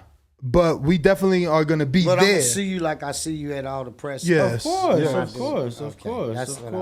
That's what I was Yeah, we'll be out there. We'll be out there for, looks like maybe shy of a week. We're traveling because of how long it takes. Well, DHP, we want to thank Top Rank. We want to thank Lou DeBella. We are grateful for the opportunity. I'm saying that from my standpoint of view. I'm saying that as well, coming from DHP and King Haney and William as well. We really, really thankful, and it's an opportunity that we didn't miss. Don't say we wouldn't want them. We didn't miss. And met all the demands, and Were you at all upset of all the demands? Because both you and Bill encapsulate it as that, like all demands, but you don't individualize them. And there were a lot of things that Devin had to say yes to in order to make this fight happen. How did you feel personally? I know the champ is the champion, and ultimately he makes the decision. But on a personal level, what did you think of what was being offered? It was very naughty. It's very heinous. Naughty? Danny, I know you from many press conferences, so help me now and in the gym. It was very naughty. It's very heinous. It's if businessly speaking, it's a low blow, and we accept the foul, and we want to continue to fight. Okay. Well, all right, we're going to go to a quick intermission, take some pictures with Church. Thank you for coming and joining us. You want to give out any social media, anything you got going on that you want people to know about? We are live right now, and the world is watching. Instagram me, Godfather Church, CHUUUCH, no R. Everything in threes, now 4. Say no more. Australia, here we come. Yep, the fun has just begun. Church. Church, keep those headphones on. Let you hear what our producer cooked up for William Haney. You're going to see it on MGM Grand. Only one will stand. And Bill Haney, William E. Haney come with that fight plan. They didn't think niggas out of Oakland was going to go to him, Austin. On their ass. You did. TheBoxingVoice.com. Well, tell the truth and shame the devil that Devin is a bad motherfucker. What is this song? Come get the real belts, not the front. This ain't franchise shit. It's good. Bill Haney, say his name 3 times, pop up like Candyman. When you talk about that, you talk about one of the best fighters in boxing. SDS Promotions. I love that. Thank you, guys. Thank you. We'll be right back after this intermission, ladies and gentlemen. Don't forget to join us right here. TBV, if you're watching this live, smash that like button. We got Cody Crowley, the welterweight sensation, in the building, and we just had Church in the building. We're going to Australia. It is going down. You don't want to miss it. Undisputed and the road to it.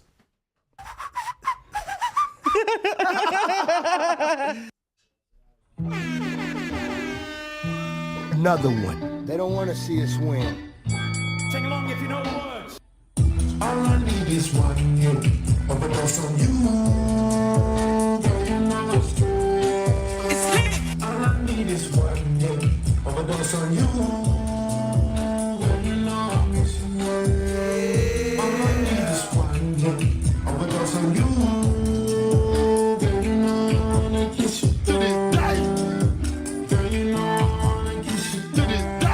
TheBoxingVoice.com.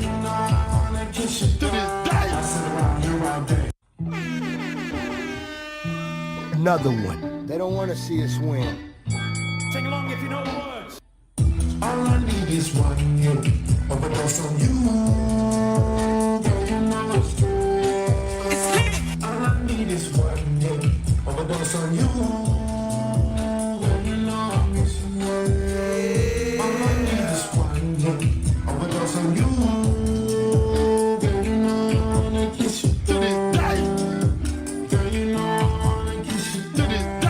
TheBoxingVoice.com. Oh, another one. Yo, we back. Don't degrade the champion at any time. Oh, yeah. Yo, that was a pretty good episode, man. What time is it?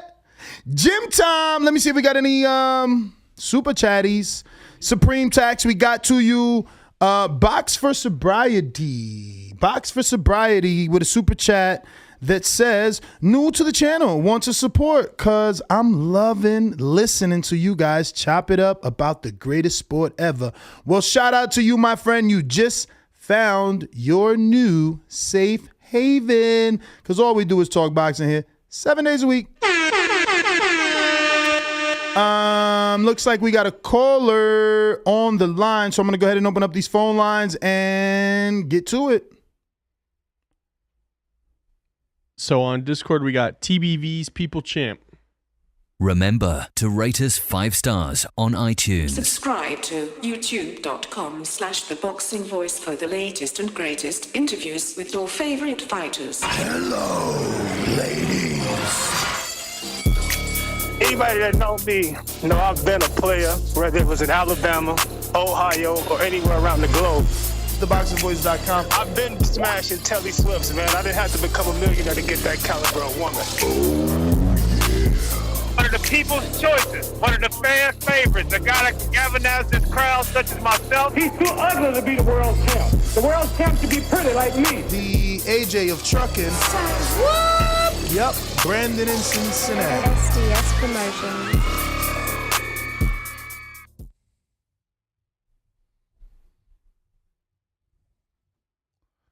Brandon, unmute.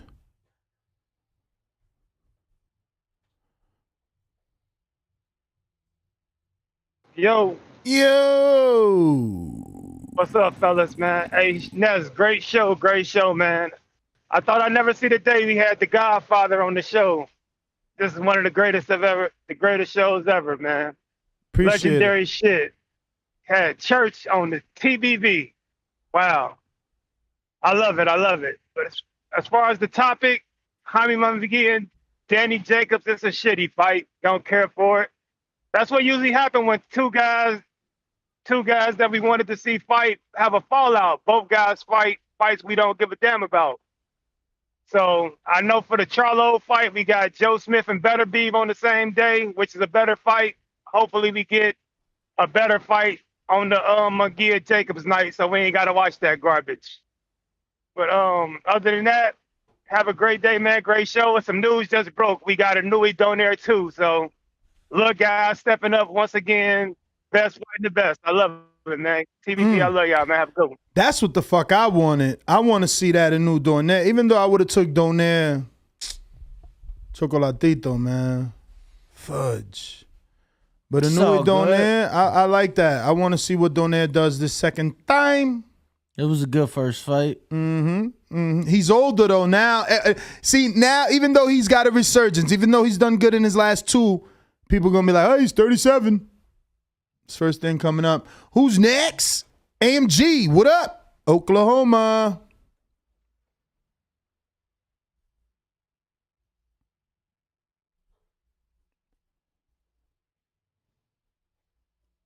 And then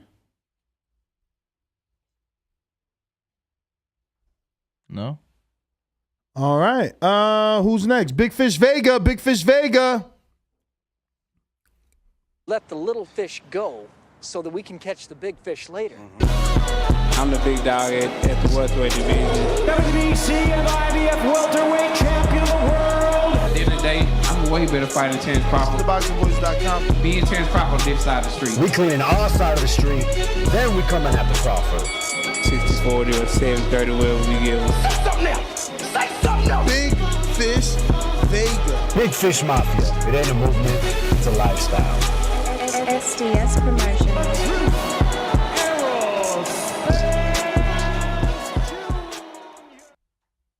Hello. Can you hear me? I hear you. All right. What's up, everybody, man? In regards to the topic, I kind of ride with Brandon. It's not a fight I really care about. I mean, they're both, I guess, names.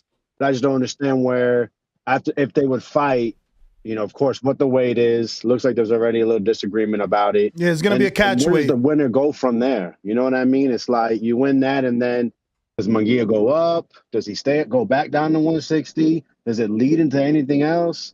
But, you know, it's probably just all rumors. I'm sure Munguia is going to fight some guy probably from, like, his hometown, somewhere in California or back in TJ.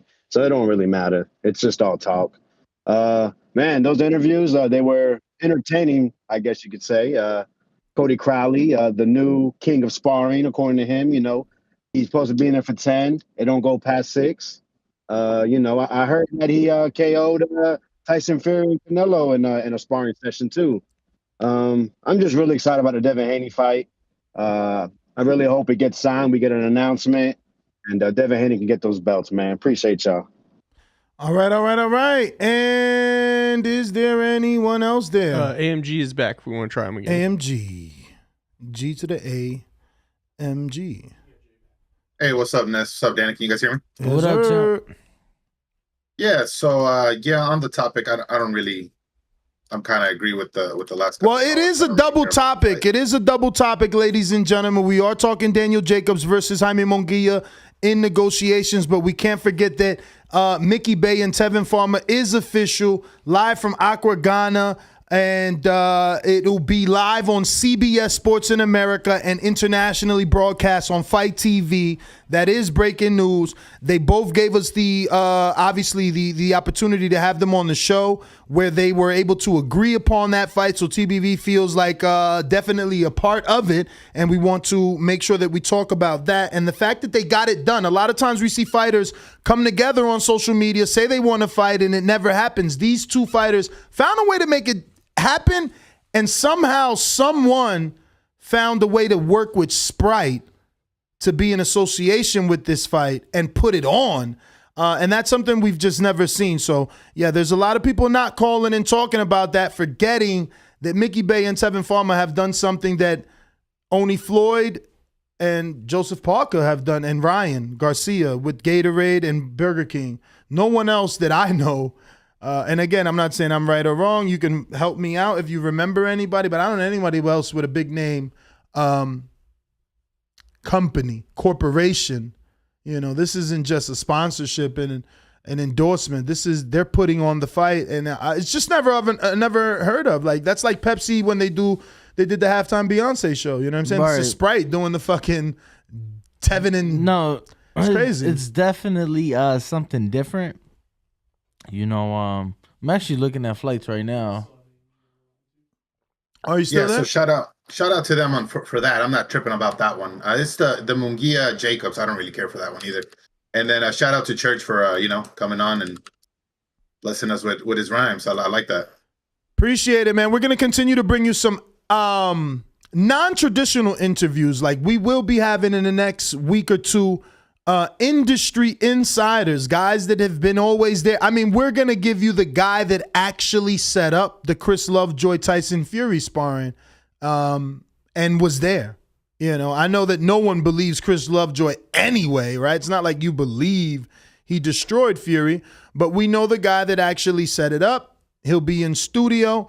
We're also going to get a top rank media relations Evan Korn on the show, and I think that's going to be very interesting. I didn't know that he loved the sport as much as he does. I didn't know that he was involved as much as he does. You know, some people, they do it as a 9-to-5, right? Like, obviously, me and Danny are 24/7. And it's just good to see that he is 24/7, to be corporate and 24/7. I love it. I actually like him more. And then it's a wrap. I got to get him a Christmas present now. My man was listening to my show. What the fuck? I mean, I walk in, he's like, yo, I heard your Chris Lovejoy intro. That guy's, and you'll tune in to hear what he's got to say. Yep. Yeah, no, that was some good stuff. Who's that? Did we go to that one? No, we got J-Mac now. J-Mac, what is up? You say you the big fish, I'm looking for you. Maybe the Spence get his tail out his butt and he'll fight me. You are watching a master at work. Target practice, baby. When I stop him, y'all gonna say he was too weak. Oh, big in the motherfucker, man. We ain't gonna be able to fire your punk ass out. What you wanna bet on? You can bet 100,000 on that. Let's bet $1 million. I'll break your fucking neck. J-Mac, New Orleans. Don't like what I said, nigga, do something fucking about it. One of the best finishers in the game. Give me the towel, give me the towel. SDS promotion. Get ready for the back attack.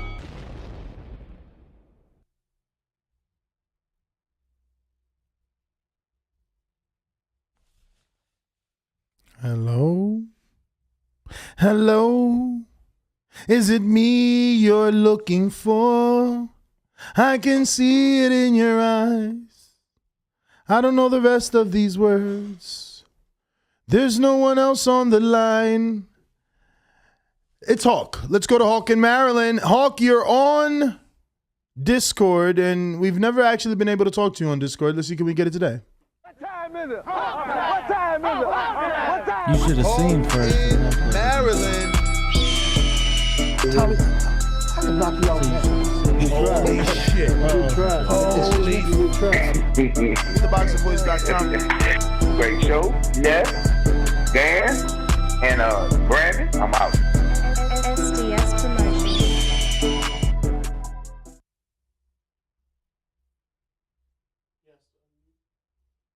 Yo, we got you.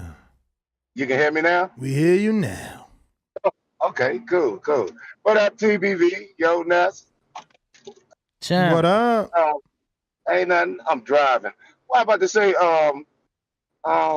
Did Camboso sign the contract? Yeah. But we don't know. Yeah? But we don't know if he signed actually to Top Rank. Yep. Okay, because I heard that he still hadn't signed the contract, talking about he wanted to look it over. And I'm like, that's his contract. Why you got to look it over? But okay, if you say he signed it, good. As far as the Daniel, what's his name? Jacobs. Mike Coppinger? Yeah. Yeah. Daniel just haven't showed a real. You ain't lying. Sources close to the camp told me Camboso has not signed the contract for the fight for June 5th. I'm like, wow. That's insane. So you rushing Devin to make a decision. Right. Devin out here signed to Top Rank, and you ain't even got to fight. So that got to make the contract null and void. Like, I ain't going to be stuck on Top Rank if Cambosos ain't fighting me. That So gotta I'm only signing to fight Camboso, so this contract don't even exist. You just got confirmation on that? Yeah. Yeah, he ain't signed. He ain't signed. That's insane, bro. I swear, man. But this is all mind games. This is mind games. We know this. We know this is mind games. Can you hear me now? Yeah. He if you go back, he took his time to sign when Triller was involved and asked for $300,000 more before he was signing a contract against Tio. So I don't know if these are tactics to try to get more money, but he playing with ESPN and Top Rank. Now that's a little bit of Triller. So yeah, this is interesting. Interesting. I was sitting on that text. I didn't even realize that. Hawk, thank you. All right, brother. All right. Hawk with a Cash App that was telling us earlier to put Cody Crowley's name on the screen. We did that. We got my man Paper Chaser talking about he sent a message to Skype. We don't use that no more. Send your messages to Discord. Don't know nothing about no Skype. We got J-Mac back if you want to try him again. I got a Cash App that says, oh, but when I say weight don't matter, when you around the same height, everyone not named Ness acted as if I was a casual saying it. This guy, Shakur, and others have confirmed weight doesn't matter, especially when you're around the same height or you have the skill. So Charlo saying David is too big for his bro is clearly a duck. When you have skills, weight don't matter. I.e. Canelo, Pacquiao, and Floyd Mayweather Mayweather. Floyd who? Mayweather Mayweather. May who? Mayweather. Oh, okay. Yeah. So shout out to Paper Chaser, aka Jonathan Sims. Shout out to Anthony Johnson. Everybody that used Cash App, saving us that 30% rate. And I don't believe there is anything else that we need to get to. Except for J-Mac. Are you there?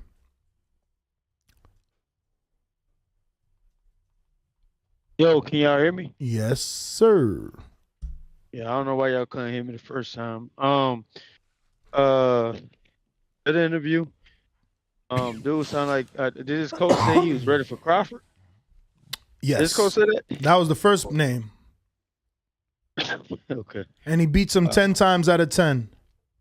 I don't have no words for that. I mean, we shouldn't. We don't know him, so we don't know what he can do. We only seen him fight once. Man, a coach shouldn't be telling no fighter no bullshit like that, man. That's just bullshit. But I ain't trying to go in on that. Boys, the Munguia and the Danny Jacobs fight, dog shit. I don't want to see that shit. I mean, I'm getting tired of these fighters being using certain names in avoiding certain fights. He could have got Andrade when he got a Charlo on his record. I don't want to see that bullshit. Boys, the interview with Church. Yeah, man, shout out to Lord Devin Haney, man. He out here signing these old low ass contracts according to what he just said and stuff that's striving for greatness. So I mean, after you go over there and beat his ass twice, if he wants him after the second fight, he deserves everything he's supposed to get coming from that fight. I don't want to hear no excuses made. I'm taking all bets. Devin Haney. I'm gonna call. I got Izzy in Oklahoma that says, shout out to Intrigue and London Runs Boxing and all my longtime TBV listeners. I'm Navy Ness, and I ain't no slacker. Love the new look of the show. Want the panel's thoughts on Kambosos Devin, who and how. Hashtag boxing bars champ. Shout out to Izzy. Yo, Izzy got bars. Like legit. Really? No, for real.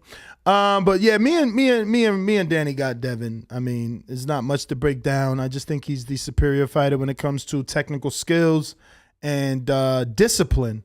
You know, I'm sure that maybe Kambosos can match his discipline in the gym. But can he match the mechanics, the technical, I guess, way of throwing the punches? I think that's where, you know, it just looks like Kambosos commits more mistakes or gives you more opportunities than Devin does. That's all. Yeah, I believe Devin's boxing will be able to keep Kambosos at bay at a distance, and if they do get in close, you know, I think Devin has a solid enough inside mid-range game to, you know, have success against George. So, absolutely. Is that JT in New Orleans? What is up? So interesting that you come across like a nice guy, but you're really a piece of shit. Hey, don't call me. No, that was a piece of fuck you. That was a piece of shit. You know, we're doing live TV. Man, I don't care. What you gonna do about it? I'm killing this mother. Why do you have to talk like that? Well, I'm talking to you the way I want to talk to you. You have a problem? Turn off your station. I'm the best ever. What up, Ness? What up, Buenos dias. Danny Ringwalk? What's going on? Hey, Brandon, you gotta give me a new intro, man. You told me you was gonna holler at me. I'm gonna remember that in the future. But I see y'all now promoting the Aaron Spence and Ugas fight, and that's right around the corner. Yeah, everybody big on this. That's 2 weeks out. We were just talking about it today. We had somebody from the pay-per-view. Okay. Catch up. Okay, well, my bad. I had I was working, so I probably missed that part of the thing. I came back in, I heard a guy named Church on there and stuff like that. I guess that's Devin Haney hype man or something like that. Handler, okay. Promoter. Yeah, but I got Devin Haney beating Kambosos. I don't think he gonna walk through Kambosos. Kambosos gonna put up a good fight in this country and stuff like that. You know, but I got Devin Haney you know, figuring out that puzzle and stuff like that. So good fight. The power side, I'm leaning to Kambosos, so Devin Haney still got to be cautious of that. I don't see Devin Haney winning by knockout. Only on the scorecards. I missed the other interview, but that's all I got, Ness. And I wanted to give you a shout out, Ness. I'm proud of you, man. Thank you, brother. I like the new studio. One day I'm gonna come up there. We're gonna do I'm gonna try to get an interview with my boys. You know, man, and when you in Vegas, you know you got a chair. There's 2 chairs here for one of each of your sons, and then the other one can rotate, man. Just come to Vegas. Yeah, most definitely. But yeah, I'm gonna plan to come out there. I'm trying to find a tournament in May. Yeah. So I'll hit you up though, and that's for sure.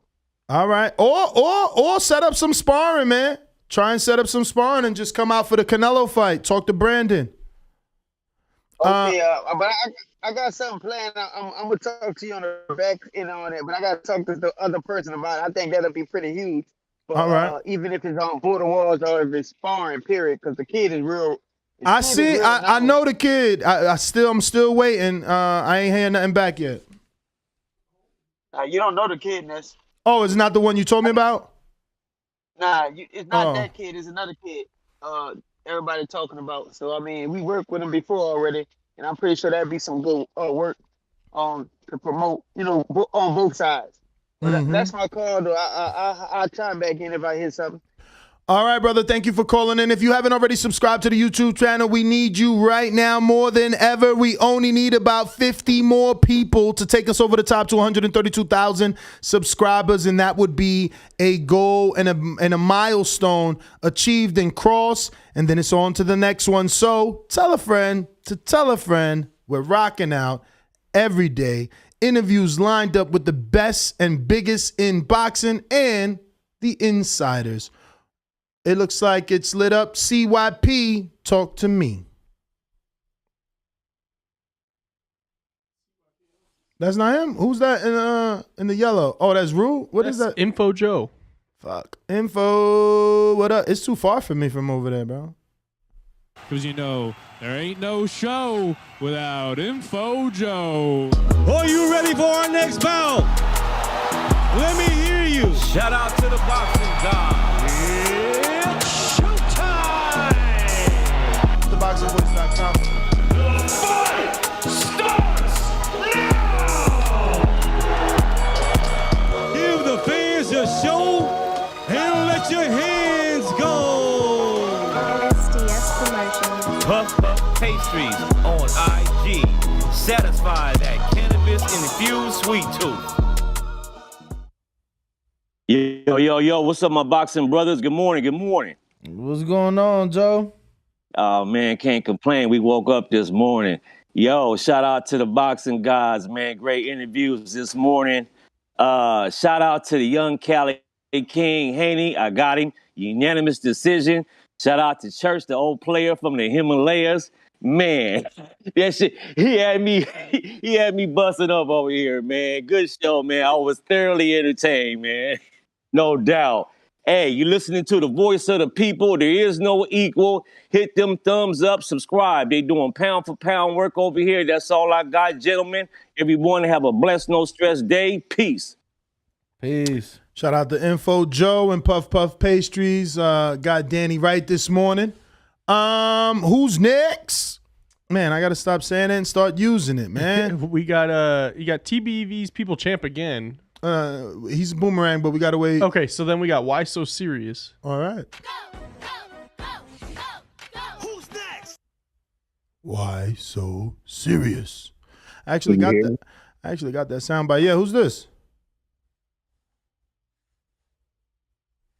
We heard you, but you disappeared. Why so serious? Right. I love Keith Ledger. It's my man. It's a Heath, right? It's not even Keith. Yeah, Heath. Hello, why so serious? We don't hear you. Who's next? Actually. Who next? We got J-Mac again, and then we have CYP, who hasn't been on yet. It is CYP's oportunidad. Who next? Yo, Brandon is doing what Sticky Paw is doing. He's sending me MP3s, calling them other MP3s. That is not the fucking Coming to America. Who's next? CYP, buenos dias. What up? And don't be playing no whack music before I get on. That ain't my damn intro. It's fucking Brandon fault, man.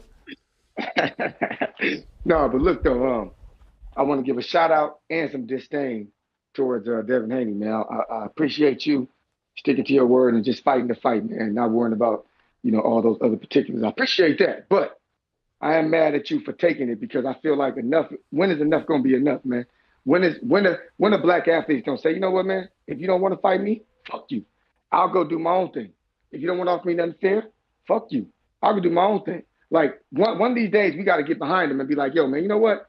If they don't want you to be undisputed, fuck it, man. We gonna support you any way it goes. Until it's fair, we're gonna put on bad about that. But ain't my life. You know, it's his life. Second, when it comes to Jaime versus Jacob, I'm gonna tell you like this: Jacob better not lose this fight, man, because what your opponents do after you beat them matters. Okay, Trout losing to damn near everybody after Canelo don't help Canelo. Jacob's just losing, already been knocked out by Pirog, and then losing to Jaime don't help you.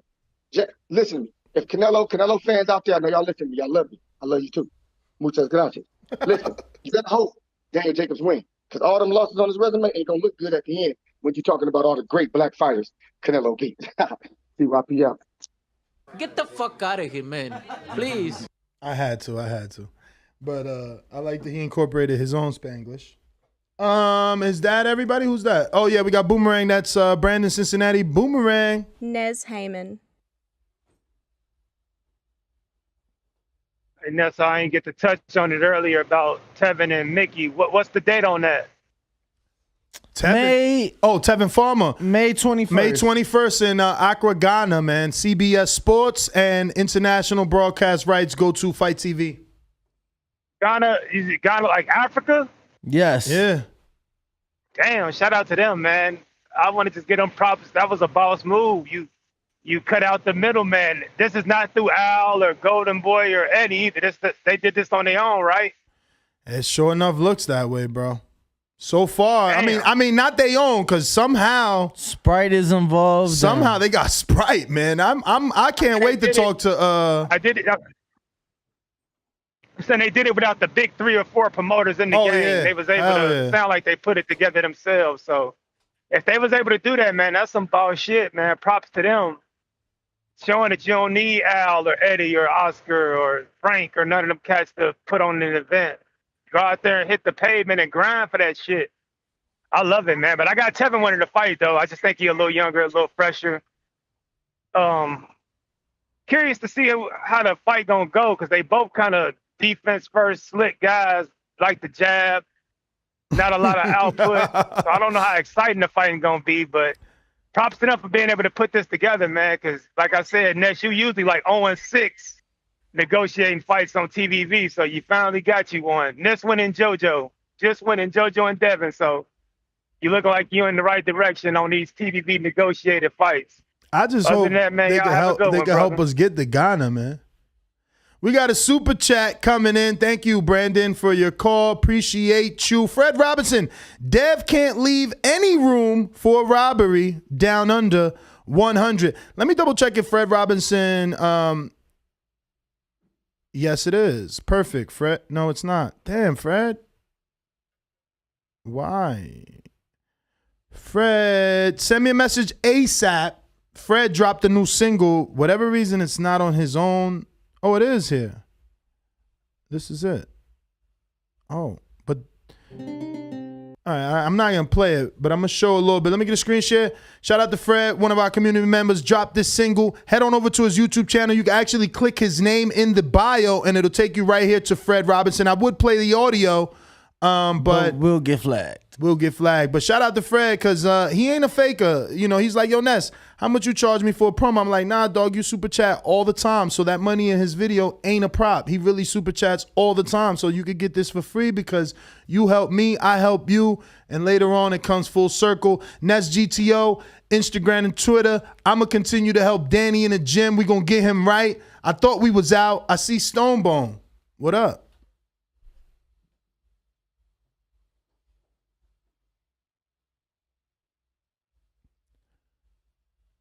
What up? What's goody? Oh man, bless, man. You said they fight May 21st? Yes. Yeah, but you're on the line, so I gotta ask you, man. I gotta put you on the spot because I was obviously in Top Rank yesterday, and I can't confirm or deny who said it, but they like, man, y'all out here chasing a fake rumor. They used an acronym to stereotype where the rumor came from. I would rather not repeat it, but you know, they saying that's bullshit. The Terrence ain't signing no 2-fight deal to PBC, and that's coming from like, you know, Top Rank. What's up with that, bro? I don't know, man. Top Rank want him back though. Still, man. You heard Bob out here. What he talking about? He's still trying to make a fight. But I don't know, man. I feel like if it don't happen. So you legit things, don't know if he's signing a fucking PBC. You really don't know nothing. From what I'm hearing, man, is like I heard there was talks. I heard there's been some different offers and different little back and forth, but I haven't heard that that's gonna happen. I don't know. I'm hearing like people saying that Earl ain't fighting him. You know what I mean? So if Earl ain't fighting him next, he ain't doing that deal. So Earl needs to come out and make a definitive statement on what's gonna happen next. Because people out here trying to say that he already signed to fight Keith Thurman next and shit, man. So I don't know, man. We're gonna see, man. If they announce that Keith Thurman fight next, you'll know why he didn't sign. But yeah, man, you say you fight 21st. That's my birthday, man. I ain't gonna be able to. I'm gonna be in the Bahamas. Taurus? So I ain't gonna be able to watch that. Are you a Gemini or Taurus? Is it 21st or 19th? First day of the Gemini. First day. Shit! Shout out. Yeah. So yep. And I know Mickey Bay, man. I've been knowing him for that. Bud used to live with Mickey Bay back in in the early days when Bud used to go to Vegas. That's who he used to stay with was Mickey Bay and shit. And Mickey Bay threw us out of his house one time. We was in there smoking weed and shit. Man. Bud was at the gym. We got kicked out of Mickey Bay. Yeah, man, them was the good old days in Vegas, man. Shout out to Mickey Bay, man. I wish the best for them. And Devin gonna do what he do. Devin gonna do what the great, the following in Boudini Brown footsteps Church just told you. He gonna leave nothing for it. Everybody talk about the Pacquiao thing. Y'all forget Pacquiao went life and death. Jeff Horn hit Pacquiao with some shit, knocked him halfway across the rope. Pacquiao usually finished guys. Jeff Horn came back after being hurt, threw Pacquiao on the rope and put hands on him. So I might have felt that it was a close fight. Some people felt it was a robbery, but I felt Jeff Horn won. I don't believe that if you're a Devin Haney fan, listen, stop putting energy behind negative shit towards your fighter. If you think he's gonna be a robbery, don't even say it. Just say, hey, be clean with it. You know how they do. We giving these judges excuses for an outcome to steal it. We giving them the idea that this fight can be stolen. I'm giving you the idea that Devin is gonna box so clean, so smooth, swim without getting wet, that a 8-4, 9-3 fight will not be a robbery. He's gonna win this definitive, and it's gonna be done. All right, champ. Well, appreciate your call. Thank you for calling in. Who's next? J-Mac, Boomerang. Looks like we got a super chat from London Runs Boxing. And then we're going to go to Boomerang on J-Mac. If you're on Discord, remember to join our Discord so you can have amazing audio quality and be able to connect to the show from anywhere in the world, absolutely free. If you want to use a landline or a cell phone, it's 1-425-569-5241. London Runs Boxing saying, just sending some love. You and Danny doing a great job. Thank you. Appreciate you and appreciate you always reposting or creating content from our interview, and putting on your own Instagram. Kind of 90% of the time I take it from your Instagram since you've already edited down for me and re-upload. But I always tag you and I appreciate it. Anybody who shares what we do will automatically get a reshare or a retweet or some form of recognition on all of our major platforms that all have thousands and thousands of subscribers. Right now, we're 50 people away from meeting our next milestone. And again, only you can help us get there. So go ahead and tell a friend to subscribe to the YouTube channel because we're working every single day. From here, we'll be going to a gym to continue to build relationships and get you interviews like today's church, We didn't know whether or not you love it or not, but obviously some of you do.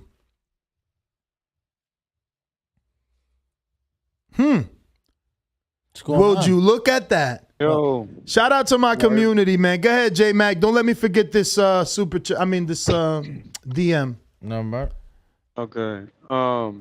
I do want to chime in. So Terrence Crawford the trainer of what's that dude name? Cody Crowley. He told him out of the list of war fighters that Terrence Crawford was the easiest fight. Nah, he never used the word easy. He just listed Crawford first out of the 4 welterweights and made it clear that he believes his fighter can beat those 4 guys 10 times out of 10. But he said Crawford was, so he didn't put Crawford up like Crawford would be the most beatable, right? No, but I emphasized the fact that it was interesting to me that he made Crawford number 1 on the list, but definitely he was very candid to tell us Boots is the most dangerous on the list, not Earl or Crawford. He actually said Boots is complete, where every other fighter he's looked at is missing something. Boots. He said even his own fighter is missing something. Terrence, Earl, but not Boots. You know what? Boots is complete. That's pathetic that they got trainers giving fighters that type of advice. The guy who's most experienced, the guy who done moved up multiple weight classes. Not the shit we talk about on here. Not the shit we just come up and say he ain't fighting nobody. The guy that's have one of the most accolades in the welterweight division right now has proven to move up and beat opponents and everybody got in the ring when it stopped. With his IQ, a trainer is saying him?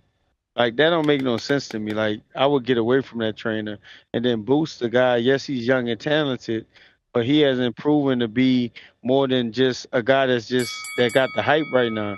So, like, I'm a little confused by that advice. It don't make no sense to me.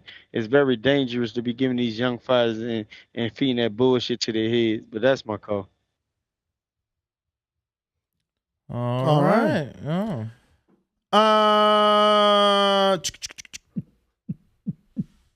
The DM, don't forget. DM. Fucking, I love this guy, man.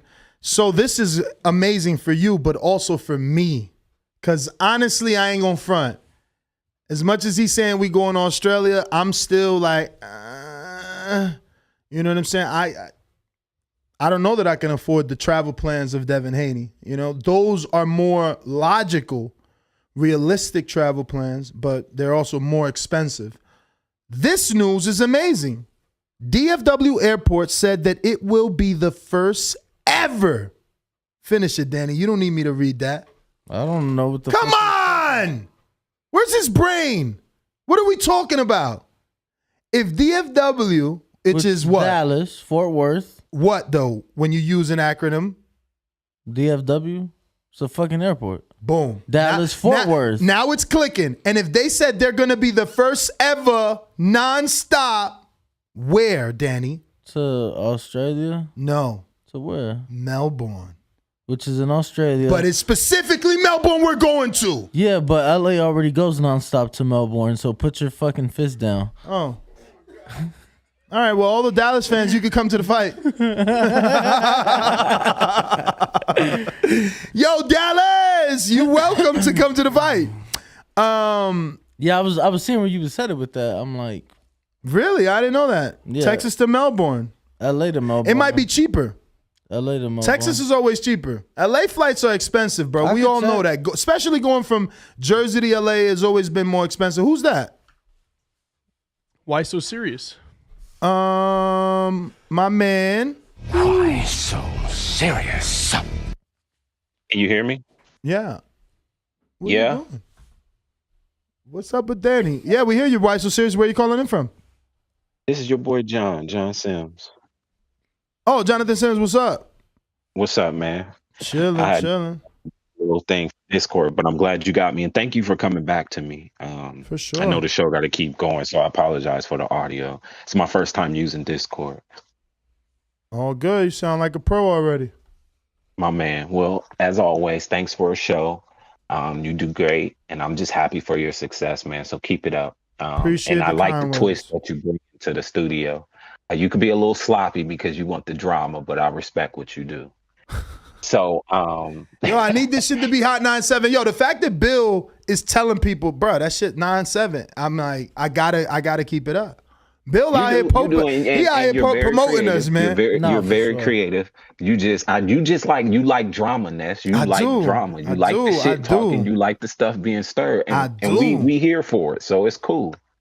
I do, man. I do.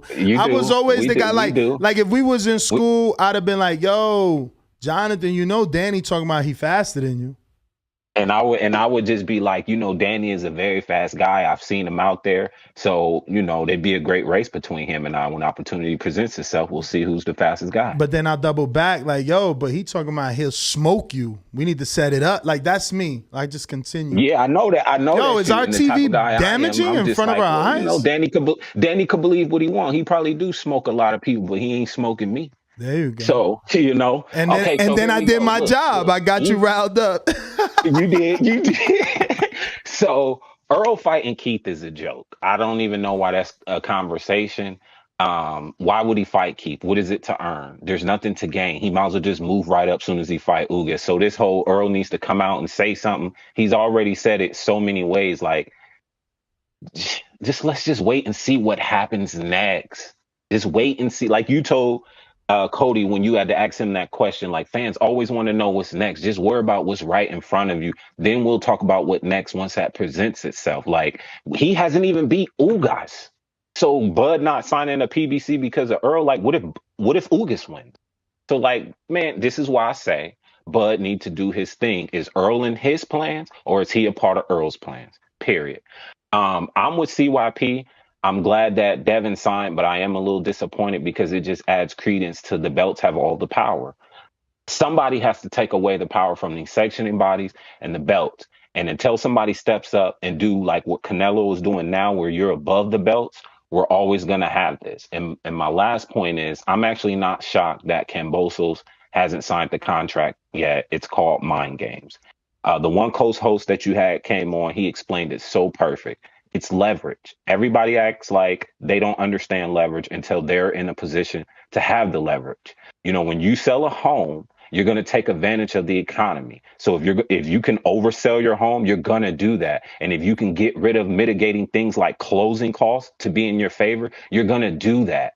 It may not be fair, but that's just the barter system we live in. So, Devin did his part. Now let Kambosos do his. If he don't sign the contract, he's in that position. It is what it is. That goes back to my second point. Stop giving the belts all that power. Period. Well said, man. Good call. Good call. Listen, I just want to remind everybody, this is the Boxing Voice. You as a community have made us number one, and we want to continue to be the leader in boxing talk every single morning. Join us right here on the Boxing Voice Radio. The best way to check out TBV is obviously on the Spreaker app, where you can leave comments. You can get even, every single episode. Definitely head on over to Spreaker.com. Download that app, drop us a little review there, and check out the Boxing Voice on Spreaker, and let them know how much you love this show by interacting with us and commenting. Listen, it's absolutely free. It's going to help the community, as you know I say every day. So tell a friend to tell a friend. Subscribe to our YouTube channel. Subscribe and follow on Spreaker. Download that app and enjoy our boxing conversation and amazing interviews, industry insiders every single day, 7 days a week. I am your host, Nestor Gibbs, joined alongside every day and for the future, I hope, forever, because he's been the best co-host yet, Daniel Alvarez, a.k.a. Ringwalk Danny, and catch him dropping the most exclusive interviews from your favorite fighters. That's an outro.